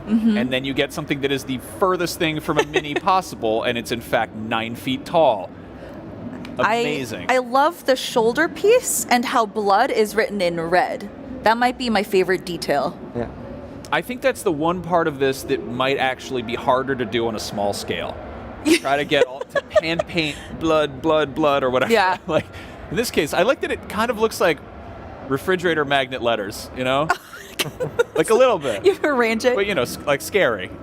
So I know we both, when we were watching the cosplay, when we saw the little cockroach character, the little bug with the guns, you said that was a nice detail. Yeah. Yeah. Can you go into detail about like why you liked that specific thing? Because it's not a... Yeah, the small details. The small details. Not everybody uses small details. They make the cosplay the big details and the small details, like my my watch. Yeah. Not every Deadpool have the small details, and I like it when Yeah. cosplayer use the small details And that was from the also- movies or from the games. And that was also a custom skin too. So it's a kind of an original character, right? So do you also judge for original characters just how much there is, like the cloth, armor, props? Can you repeat, please? Yes, of course. No, so for original characters, because you don't have, you know, a character to look at to compare, how do you judge original characters like this one? It's hard because the other one are from games or movies. This is our own character, but he's free to use everything for this cosplay. But he used it perfectly for this. This was one of my favorites because he has so many details, and it's own character. I like this. Yeah, I like this. So the hunter beetle is sort of a fan favorite thing in the community, and it's I love the touch about like people, you know, that you can throw them and they blow up, and that's kind of sad. But this guy's got his own guns, which is lovely. I mean, it really does look like, you know, a custom cosmetic that they would have as DLC or whatever. I love that he got to talk to the devs and be like, hey, maybe this could be a thing in the game. Now we also have Hermaeus Mora from Elder Scrolls Online, which it took me a second to realize there's also a gigantic statue at the Xbox booth. Then this one's full of lights and all that. But again, I love, like, the lights are impressive, the tentacles are impressive, but there's something really special about the book. The book is just such a really cool, like, just a really nice touch. I don't know. Mr. Poole, did you get a look at the book? Did you get to see it up close? I guess we're getting a close-up look at it. Yeah. Did you go? Yeah, this is what I mean. This details. Somebody use a book. Yeah. With nothing inside, and this great detail on every side is something, and yeah. This is so cool. And this character wasn't even humanoid, so she made it human-ish, like with a body, because it's just a squid head, or you know, the blob. Cool. We've got more cosplay on the way, but first we've got a trailer for Billy Bust Up. Take a look.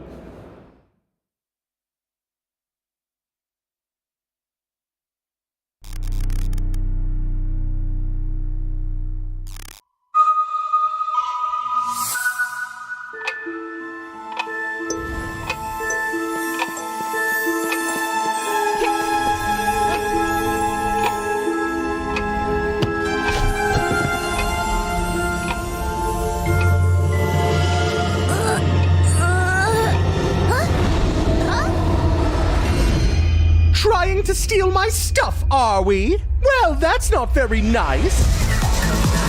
There's a million routes of ways to die. There must be something we can try. We're sure your death will be second to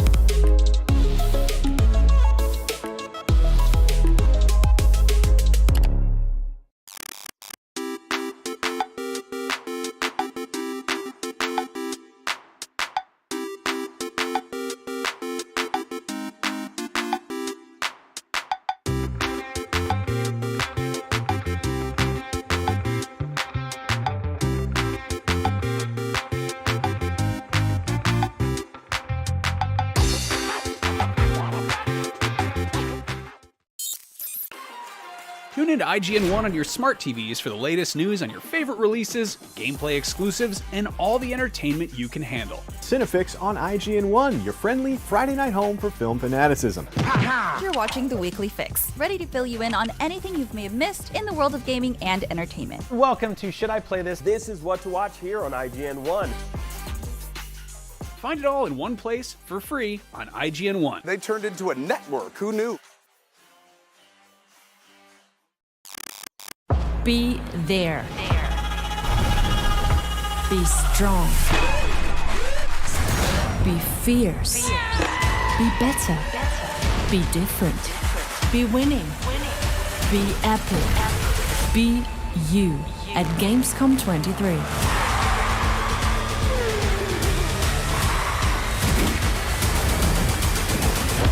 Come and be everything at Gamescom 2023.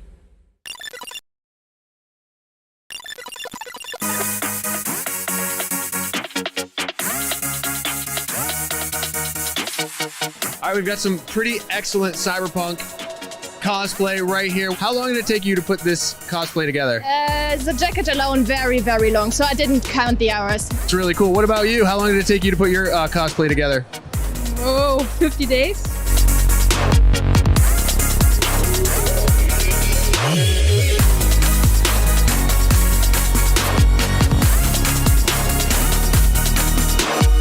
How long have you been doing cosplay?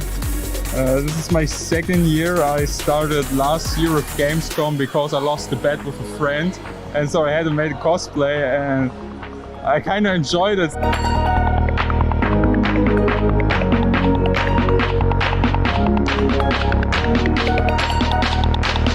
So I'm assuming you two are friends in real life outside of the costume. Sisters.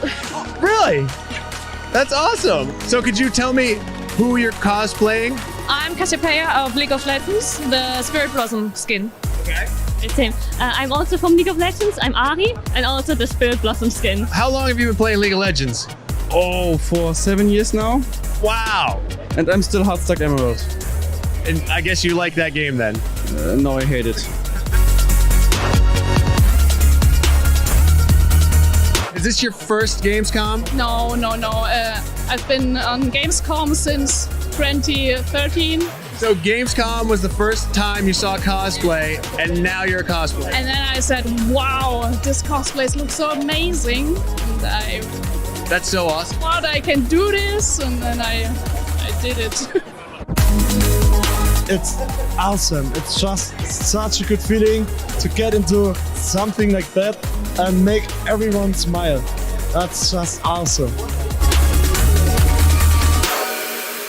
Is this your first Gamescom, or have you been? Oh, no, it's not. This is my third year. And you're having a good time at Gamescom? Yeah, always. Every time I'm here, I'm actually quite enjoying it. It's super cool. What's your favorite part of your costume? The legs and the arm. What about you? What's your favorite part of your cosplay? The coat, and from the weapons, the cloth, sword lever, because can I show something? Oh yeah. What?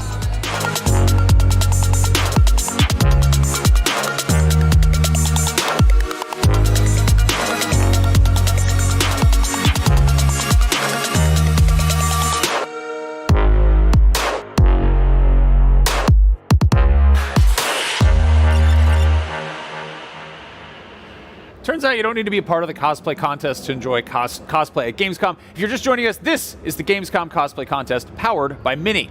Gamescom 2023 is winding down, but did you know there's another one just a few weeks away? I know. Gamescom Asia is taking place in Singapore from October 19th to 22nd, and you can find more info about Gamescom year-round by following Gamescom on your social media platforms of choice.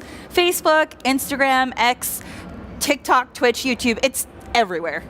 Gamescom is a great time, and it's also involved with some great causes. Gamescom Cares is a platform where Gamescom, its exhibitors and partners, can present social responsibility projects, events, and campaigns addressing important causes like diversity, education, climate, environmental protection, and aid for people in need.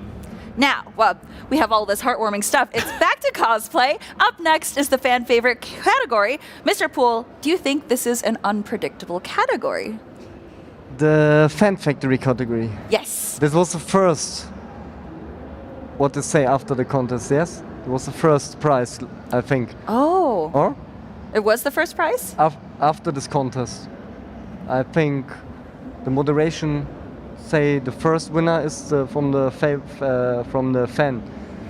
Oh. Yeah. It's I don't know, I'm not a fan of this because I think it's not fair.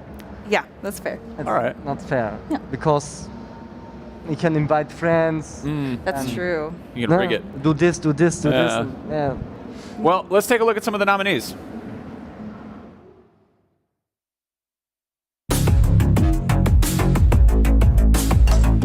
Guys, it doesn't happen often that I have to look up to someone, but I guess there's always a first. This looks amazing. What is your name and what's your costume?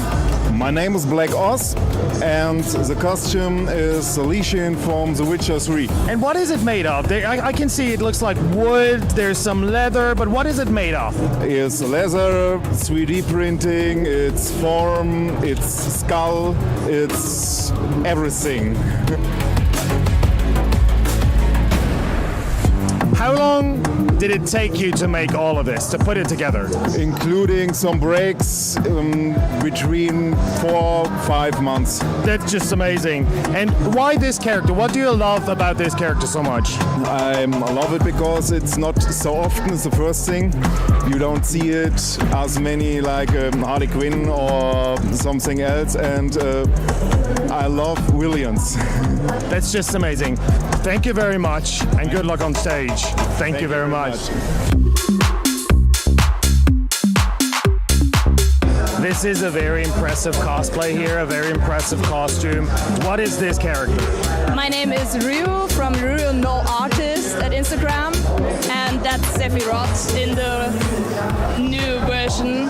So what is it made of, the whole costume? A lot of part is leather, a part is EVA form, Wobbler, some kind of 3D. 3D printed. Yeah. Why this character? Because I always like the bad boys. So the possibilities to meet Doctor Strange through all the multiverses are slim, but never zero. Can you tell us, why did you pick this character? Warum hast du dir diesen Charakter ausgesucht?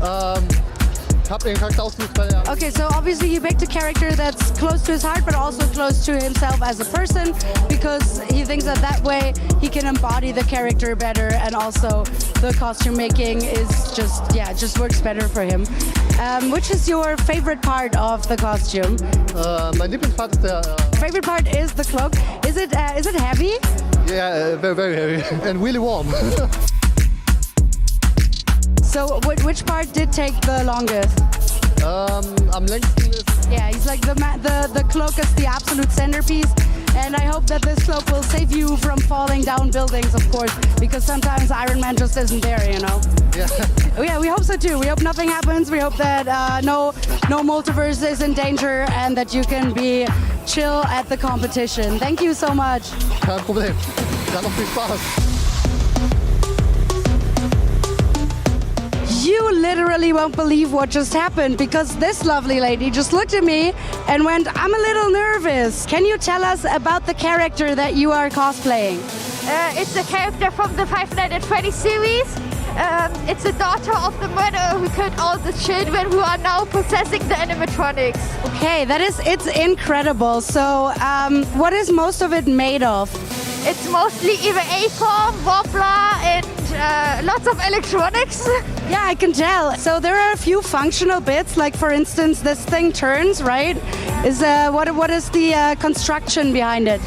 It has a lot of features, and the eyes normally blink as well, but they are broken right now, and we couldn't fix it in time. And the faceplates open up. That is insane. How long did it take you to make it? With upgrades I have done before the con, it's about 94 hours. Almost 500 hours to make this. What made you choose this character? I love complicated designs. And I love challenges. It's the first time I'm using servos and so much LEDs. The LED counter is now by 59, so...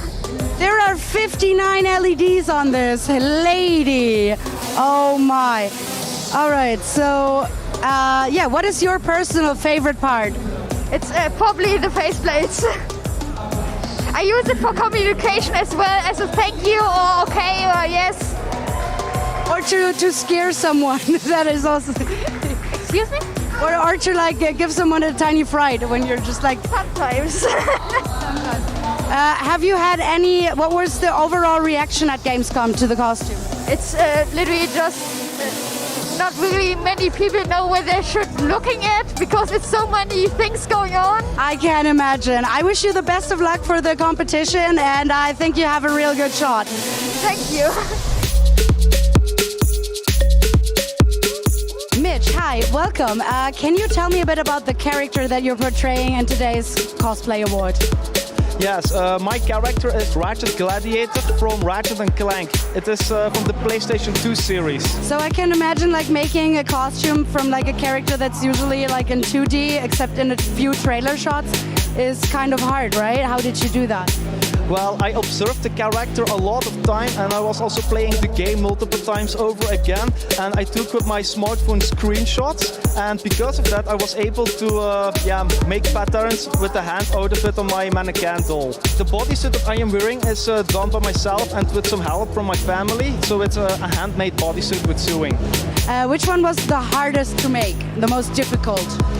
For me personally, the helmet of course, because I had to remove several parts to make it look like how he is now. And I have a little bit experience with helmets right now, so this was actually the first official helmet that I made without a 3D model. And how did you get it here to Gamescom? Like, can you deassemble it or? Let's actually say that I need some help to put it on and put it off. So yeah, as you can see, it is a big costume. It is not very comfortable to walk in, but I enjoy walking in it because I can make people happy. I love to bring them a smile to their face because I want to be the hero of the day. Woohoo! Thank you so much. You're so nice. Oh my God, I'm obsessed. Okay, clearly there are some outstanding competitors in this year's cosplay contest powered by Mini. So, who was your favorite? I don't even like Five Nights at Freddy's, but that was okay. incredible. That is amazing. Please don't show that on the screen. I love that she was nervous before that interview, and then Leonie like set her up, and then the jaws start moving. I was not expecting that. That's amazing. Oh no, we're showing it. Okay, so just for some context, I have a fear of animatronics, and my viewers made me play that game as like a joke, and it's horrifying. I wanted to throw up the entire time. So the fact that she ended up capturing that, the magic of the characters, it's really well done. But also, no, thank you. Have you ever had to hook up an LED? Like yes, have actually, to solder yeah. one? Yes. It's a pain. Yeah. She did it 59 times for that. That's amazing. Yeah, that's this is what you were talking about with. Yeah, this was one of my favorites. Yeah. One of my 3 favorites. Yeah. What part of? Oh God! What part of the costume was your favorite? I looked as it opened up. The mask. The mask. Oh, great! We just saw that. Yeah. Okay. And she's roller skating. And I know.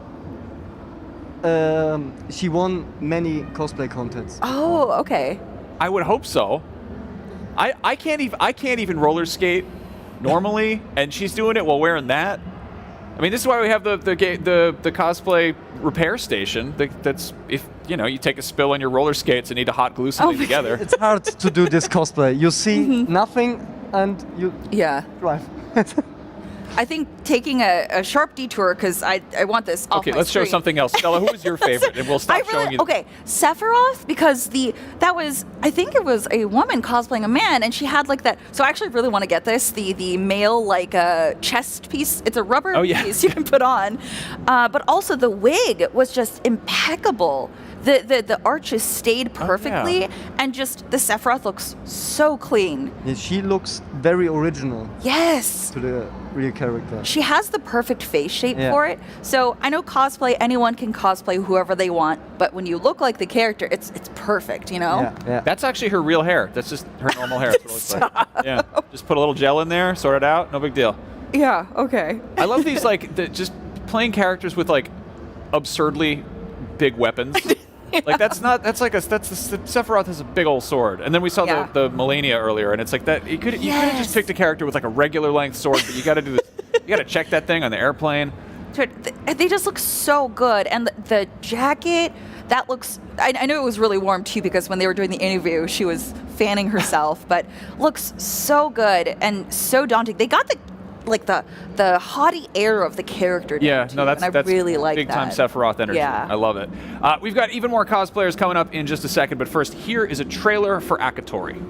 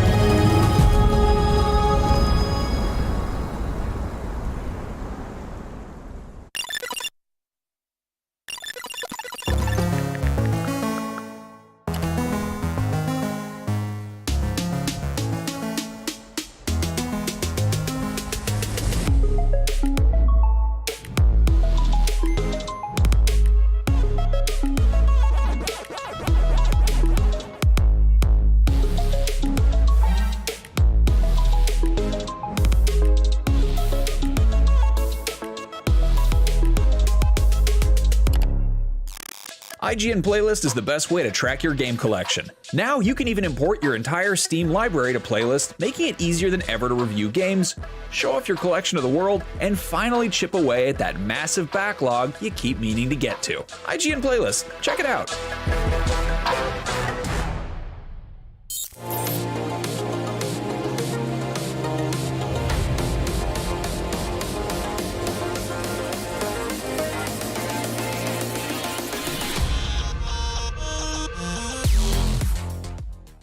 Welcome to Super Debatable. When you got big takes on superheroes as hot as ours, well, you need a place to vent them. And that's exactly what we'll be doing week after week on Super Debatable, arguing over the most divisive topics facing fans. The MCU, that multiversal mess peaked years ago. It's all downhill from here.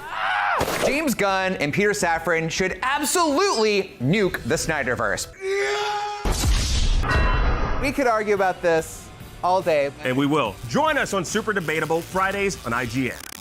Want the ultimate IGN experience? Check out IGN Plus. Members get exclusive deals and giveaways, ad-free browsing, unlimited tracking on IGN Maps, discounts at the IGN store and with IGN partners, and best of all, free games. Get 30 days of IGN Plus for just $1. Head to plus.ign.com.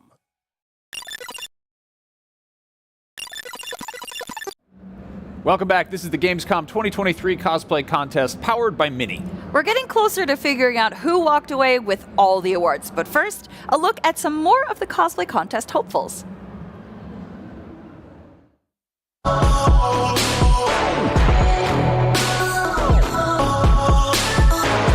Guys, this is something new because it's a character that you know and you don't know because it's a very special version of it. What's your name and what's the character? My name is Jessica, and this is Elsa as a warrior version, designed by Glatzicade. So it's basically something that, well, it's very new. We haven't seen it anywhere else. No, maybe on Instagram at the creator site, but yeah. So what is this costume made of? I can already see stones. I can see a spear or like a wall. Like, yeah. What? Tell me about the material that you use. Okay, it's all the armor pieces are made out of foam, and then a lot of rhinestones. Over 2,000. Okay. Yeah, we can jump right into it. How much time did you spend? 3 months after work. 3 months after work, so basically every single evening of your free time. Yeah. So that's some commitment. Yes. So what is your favorite piece? My favorite piece is, I think my skirt. Because of all the rhinestones and the pearls and yes, everything. Yeah. Shiny things, guys. I mean, shiny things. It's very simple, right? Yeah. It's also a nice staff. Yeah. How long did that take? 1 week. Yeah. Guys, so this was something new. It's Elsa, but it's a new Elsa. Yes. Thank you very much for being here. Thank you.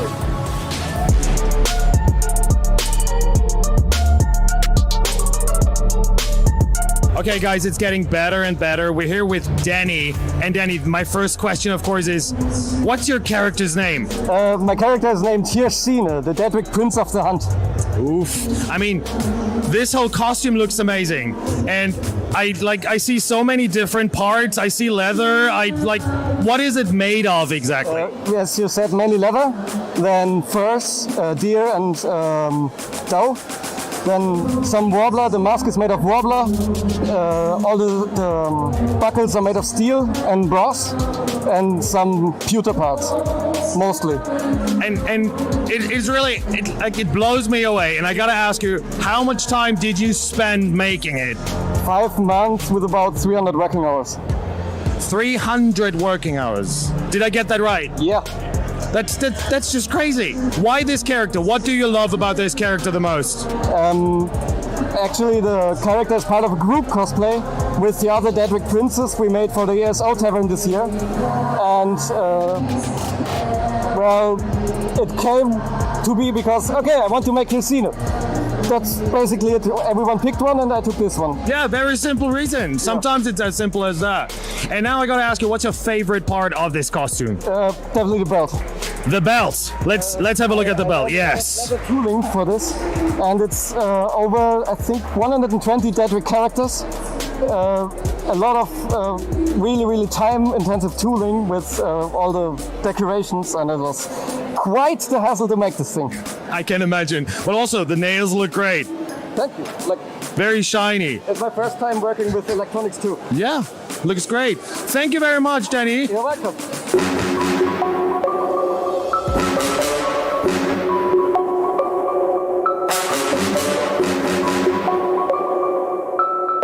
Guys, I don't even know what to say. There's so many things going through my head right now, from terrifying to beautiful, amazing. There's so much. What is your name and what is your character's name? My name is Yuzagichi, and my character is Bloom from Wings Club, but like a design from that I made.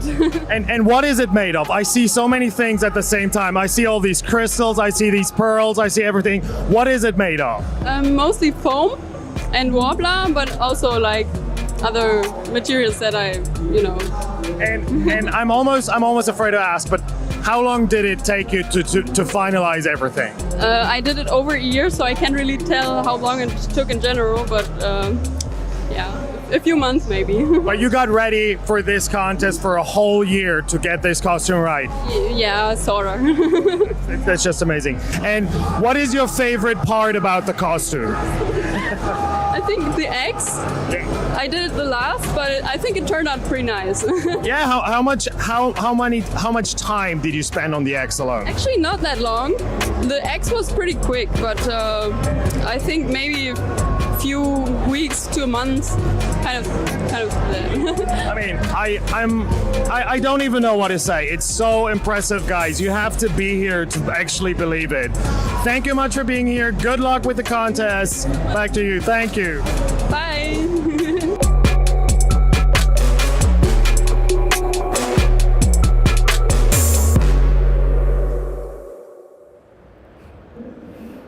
This year's competition is fierce. Who stood out to you the most?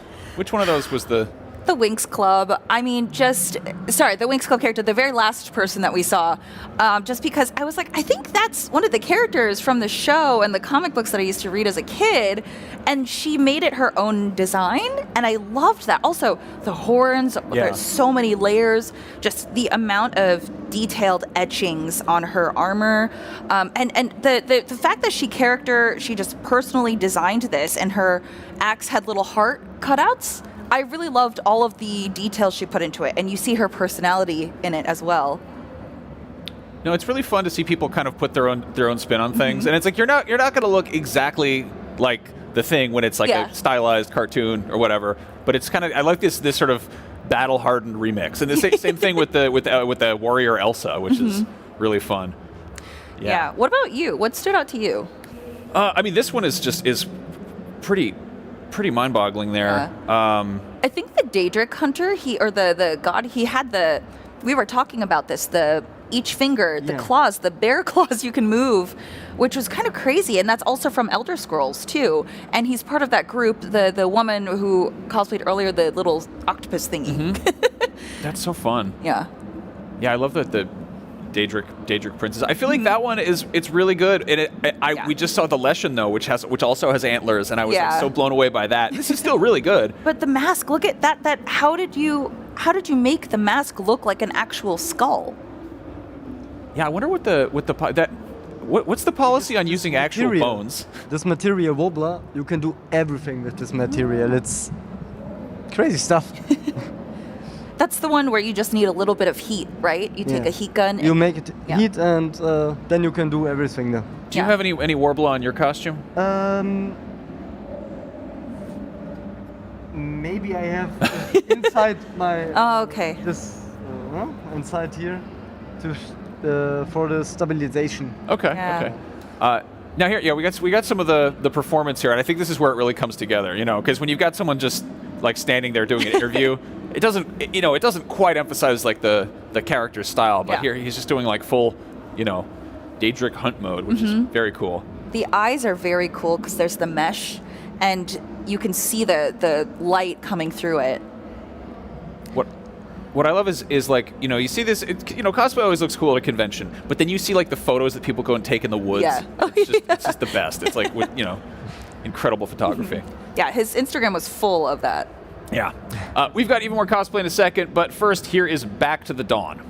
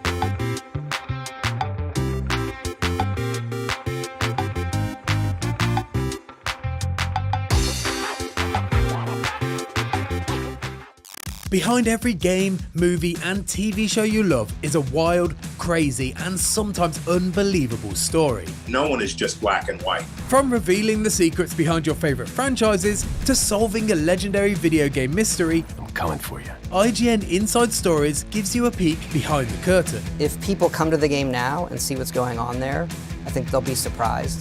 Join us as we dive into hyper-dedicated fan bases, worldwide phenomenons, and the most incredible untold tales in games and entertainment. I said, wait a minute, that doesn't sound so good. It was definitely not what I expected in the best way. Inside Stories, available now only on IGN. And I was like, holy shit, we're gonna do this.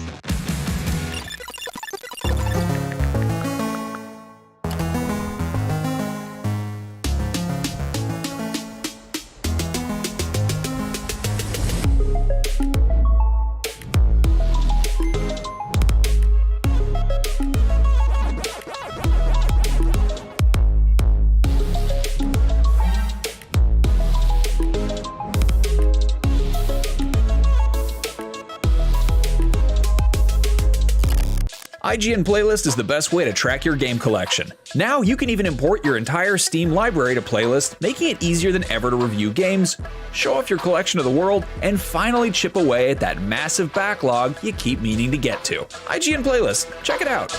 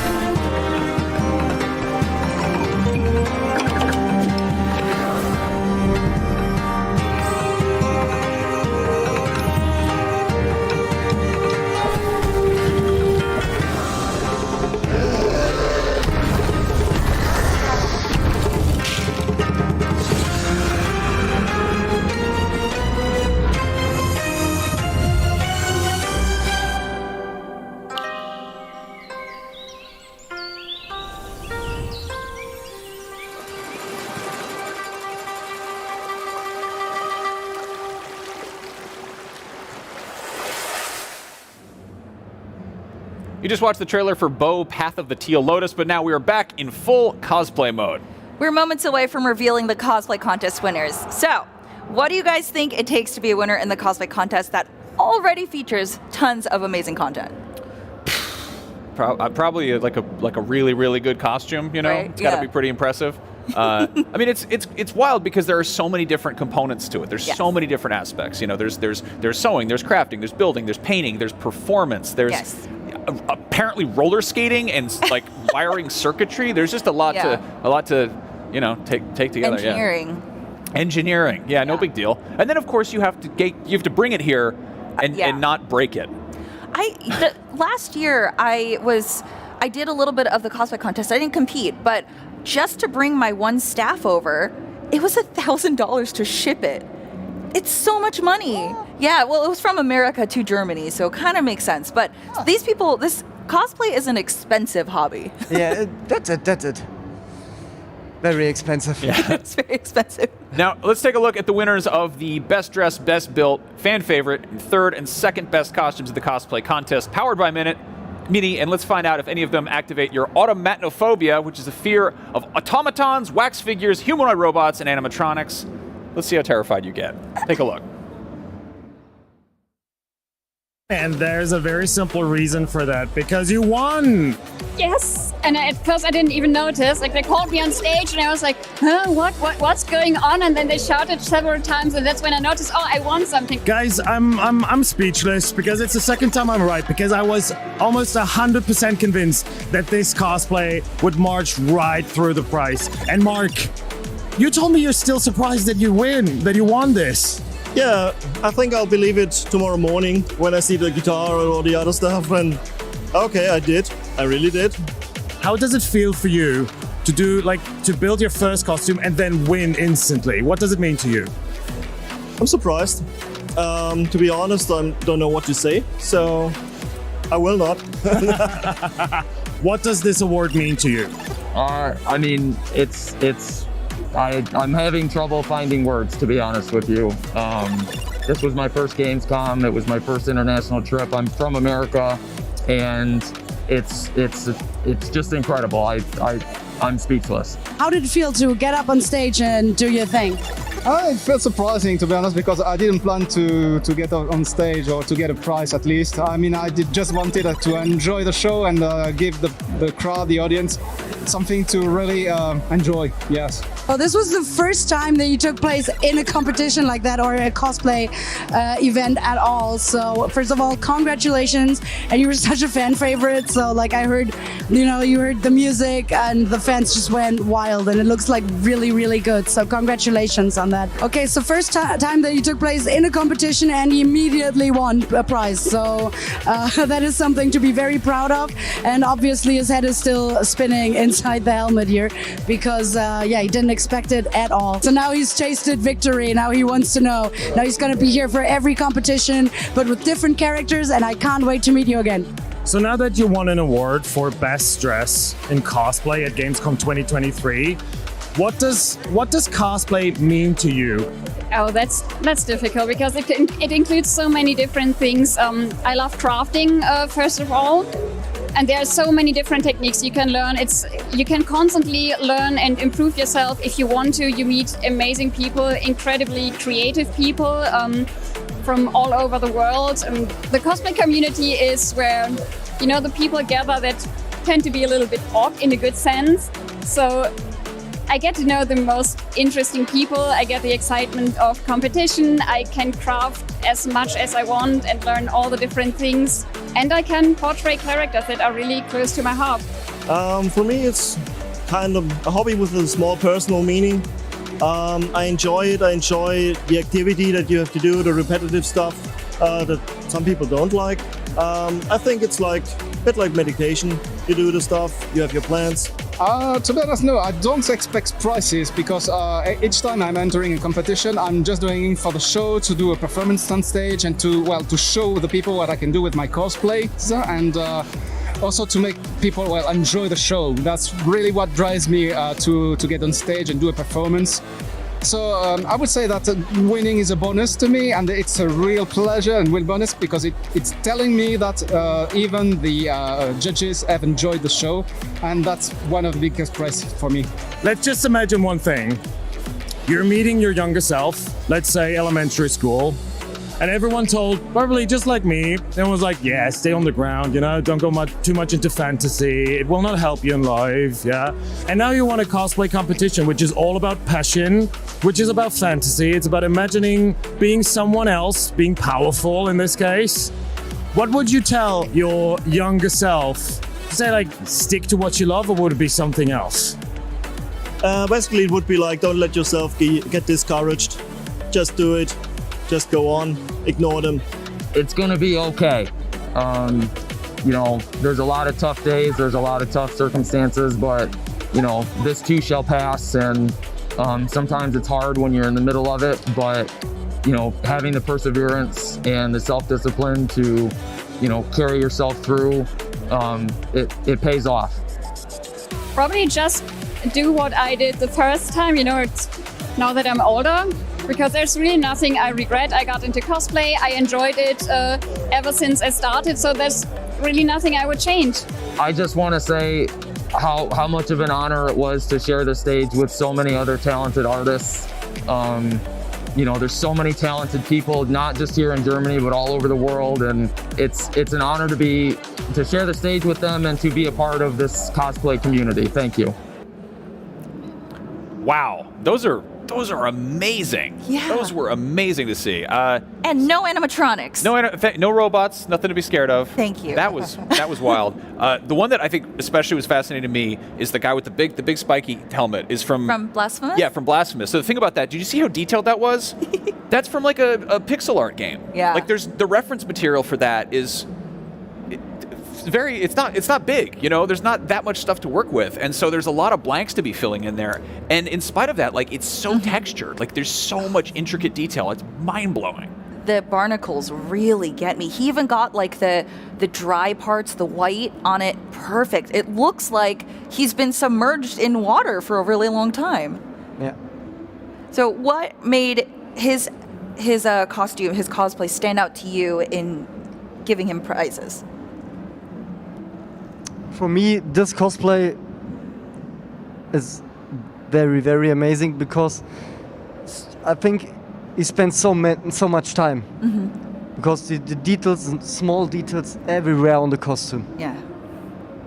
The muscles or no, what's mussels? Yeah, the barnacles, the moss. Yes. Yeah. It's gorgeous, and even the I think the cape And has I little really ears. I really like the head, the long head. The pointy head. And he had to put that on a plane. Like, this is his Oh, first yeah. international trip. This is just, I mean, get good. Like, Yeah. there you go. That's it. Now we also had there was that soldier one. Which one? The Souls one? Yeah. Oh, the one with like the helmet that like protruded, had like the bars that were coming out. Yeah. No, it's just incredible to look at this stuff. I'm actually bummed I didn't get over to the cosplay village to see it in person, because seeing this Yeah. stuff up close is wild. I also specifically hate this guy. He's killed me so many times. No, same. The chest piece is incredible. It looks like real metal. This is a clean rotten knight for the record. Yes. So he's not that rotten yet. He's, Okay, yes. But the spear specifically looks really good.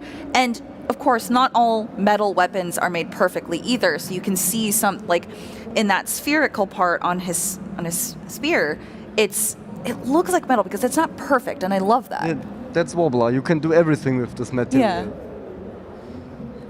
Yeah, look at that. Also, his performance was great. Yeah. I got flashbacks to get killed by this guy. Like, I'm very familiar with that moveset because I've seen it immediately preceding the "you died" thing. Oh my god, can we talk about the fallout? The power suit? Oh my god. That was amazing. The thing that blew my mind about that was all of the tattered rags hanging off it, because that's the kind of detail that isn't in the game, or you don't see that as intricately. Like, that's the thing that may be a little bit too complex to animate in a Bethesda game. I don't know. If you thought that third and second place were impressive, here is the grand finale. The winner for Best Costume at the 2023 Gamescom Cosplay Contest, powered by Mini, Pocky Neko, who was dressed as Valkyrie from Apex Legends. Stella, you're kind of an Apex expert. Can you tell us a little bit about this? I am, yes. So this is how much I play Apex. I can tell you down to the specifics of what armor this is. So the armor that you're going to be seeing is the Azure Blessing legendary armor that you can get for Valkyrie. And I feel like such a nerd saying this. Also, the weapon that she is holding up is a longbow DMR, which is one of the sniper weapons, and it is the Reckoner skin. I know, I play too much of this game. I'm sorry. That's great. Okay, let's take a look. Alone. Oh my god. I actually couldn't be happier. You won first place for the competition. Congratulations. I am so proud of you. How are you feeling? Very good, but also very emotional. I cried like a baby. I just cannot believe I won this contest. It was a dream and I made it. I'm so proud. I mean, it is absolutely breathtaking. The look is incredible. So how did it feel up on stage when you went there for the first time, in contrast to when you went out to get your prize? To be honest, I was really not confident with me because they cut my audio at first and they told that to me 10 minutes before going on stage, so I can freestyle on stage, to be honest, and I tried to put my stress away, and just I cannot believe I made it, and I did it. I am so happy for you. So obviously this is not your first cosplay. If you think back on the first time that you did a cosplay, and like I think like every time when you try something for the first time, it's like, you know, it's maybe nice, but it's not like great. If you could tell that person right now that you won first place, what would they say? They would cry, surely, because it would be too emotional like I am, surely. And also I've seen that you have little helpers running around, like people fixing your stuff, because the tech also moves. Those are your accomplices, and they help you navigate through the convention, is that correct? Yes. That's my lovely parents, and they always here for me. I wish they could be here with me right now, and I just love them so much, and I want to thank them so much for what they did to me today. They're the best parents ever. That is so sweet. It actually warms my heart. Congratulations, and enjoy your convention. What will you do with the prize money? Oh my God, I still don't know, because I just cannot believe I did this. I won all these prizes, so I still don't know. I'm just so shocked. It's always good to feel proud and accomplished after, putting so much work and effort into looking this beautiful. Thank you so much. Thank you so much, everyone. Thank you. Absolutely wild. I'm not super familiar with this character. Tell me about she's just what super she cool. got right. Yeah, so she's a Japanese character, and she oh my God, do you want me to dive into this? Because I know all of her lore. This is bad. So here's the thing. She comes from a lineage of pilots from Titanfall. So she actually took her jetpack is actually her dad's old flight pack from his Titanfall mech. So she adopted that. And then this skin obviously gave it a little bit more of a medieval sort of dragon design, and I absolutely love it so much. So her jetpack is one of her abilities, and she actually did her poses when she was bowing. That's one of the emotes that her character does, and she got her mannerisms down perfectly. Also, I believe that's another, I think that's another legend. I can't tell. He looks like the new Apex Legends Ballistic. But anyways, this thing that she does right here where she moves the jetpack, that's one of her things that she does. That's her entry. When you select the character, that's what I sound like such a nerd. You saw the lights? Yes, it's so good.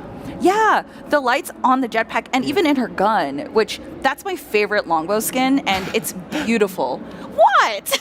That's awesome. That's super cool that you get to seeing that come to life. That's gonna make you light up. I love the scalings on her armor piece there. So what made this win overall? Who? Made what? So what made this cosplay win first place overall? In every category, everyone choose 8 or 9 on every category. Yeah. Color, working, everything was 8 or 9, and yeah. Oh, it just added up and everything. Wow, yeah. So everyone agreed this is just phenomenal. Yeah. It's phenomenal work. I mean, she really captured the character too. Well, it's funny that I think it took her by surprise that she won. She just started crying. Yeah. We recorded her like weirdos, but she needs a little bit time to come on stage. I know. Yeah. And I love it. She also rehearsed the victory pose. She did. And I guess didn't expect that she would need to use it, but clearly she worked really, really hard. It's just everything looks balanced perfectly. That weapon, the iron sights look really good. It actually lines up. So it's she measured everything to a T. It's incredible. Yeah. No, it's really, really cool. That about wraps up here at the Gamescom Cosplay Contest powered by Mini. A huge thank you to Mr. Poole for joining us and hanging out and talking about costumes and stuff. And of course, thank you to the tremendously talented and creative cosplayers here at Gamescom for being a part of the show. You all absolutely crushed it. And Mr. Poole, thank you for your help. We really appreciate you. You are truly a merc with a mouth. Where can people find you on the internet? Again, please? Where can people find you on social media? You can find me on TikTok, YouTube, Instagram, Facebook. Oh. Maybe everyone uses Facebook, I don't know. Perfect. Thanks so much. We really appreciate it. Thank you. It's been a pleasure. Well, the cosplay contest here at Gamescom isn't the only thing coming to a close. This is the end of our Gamescom studio coverage for Gamescom 2023. But be sure to follow Gamescom on your favorite social media platforms to find out all about the exciting updates on the future of Gamescom. Plus, everything you might have missed at this year's show. That's right. And the biggest video game event on the planet also cares about the planet. This year's Gamescom Goes Green initiative has made some huge leaps forward. Not only has this year's core event gone 100% climate neutral, it's also running on 100% renewable energy. The Gamescom forest continues to grow thanks to donations from attendees, and in addition to participating in Gamescom Carbon Offset Program, exhibitors are doing their part by building more sustainably reusing portions of their booths and avoiding single-use material. It's great. Best of all, Gamescom has teamed up with the UN's Playing for the Planet initiative to present the Green Studio of the Year award during Opening Night Live, helping encourage sustainability across the games industry. Find out more at playingfortheplanet.org. Ooh, it's a long link. But for now, from all of us here at Gamescom Studio, powered by IGN, in front of the camera and behind the scenes, who all comforted me when I was terrified by the animatronic, thank you so much. It takes a lot of people to bring this show together every year. So we just wanted to say thank you from the bottom of our hearts for everyone watching us this year and, of course, every year. Thank you. It's a tremendous honor to bring you the coverage of the world's biggest and best video game convention. Gamescom truly is an incredible experience. If you can come here, you should. Thanks for watching. We'll see you next year. Go play some video games.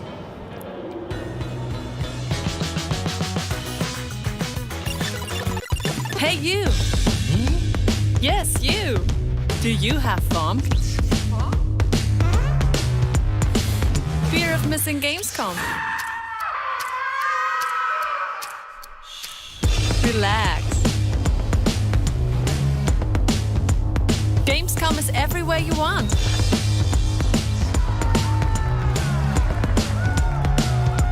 Gamescom now. Register now.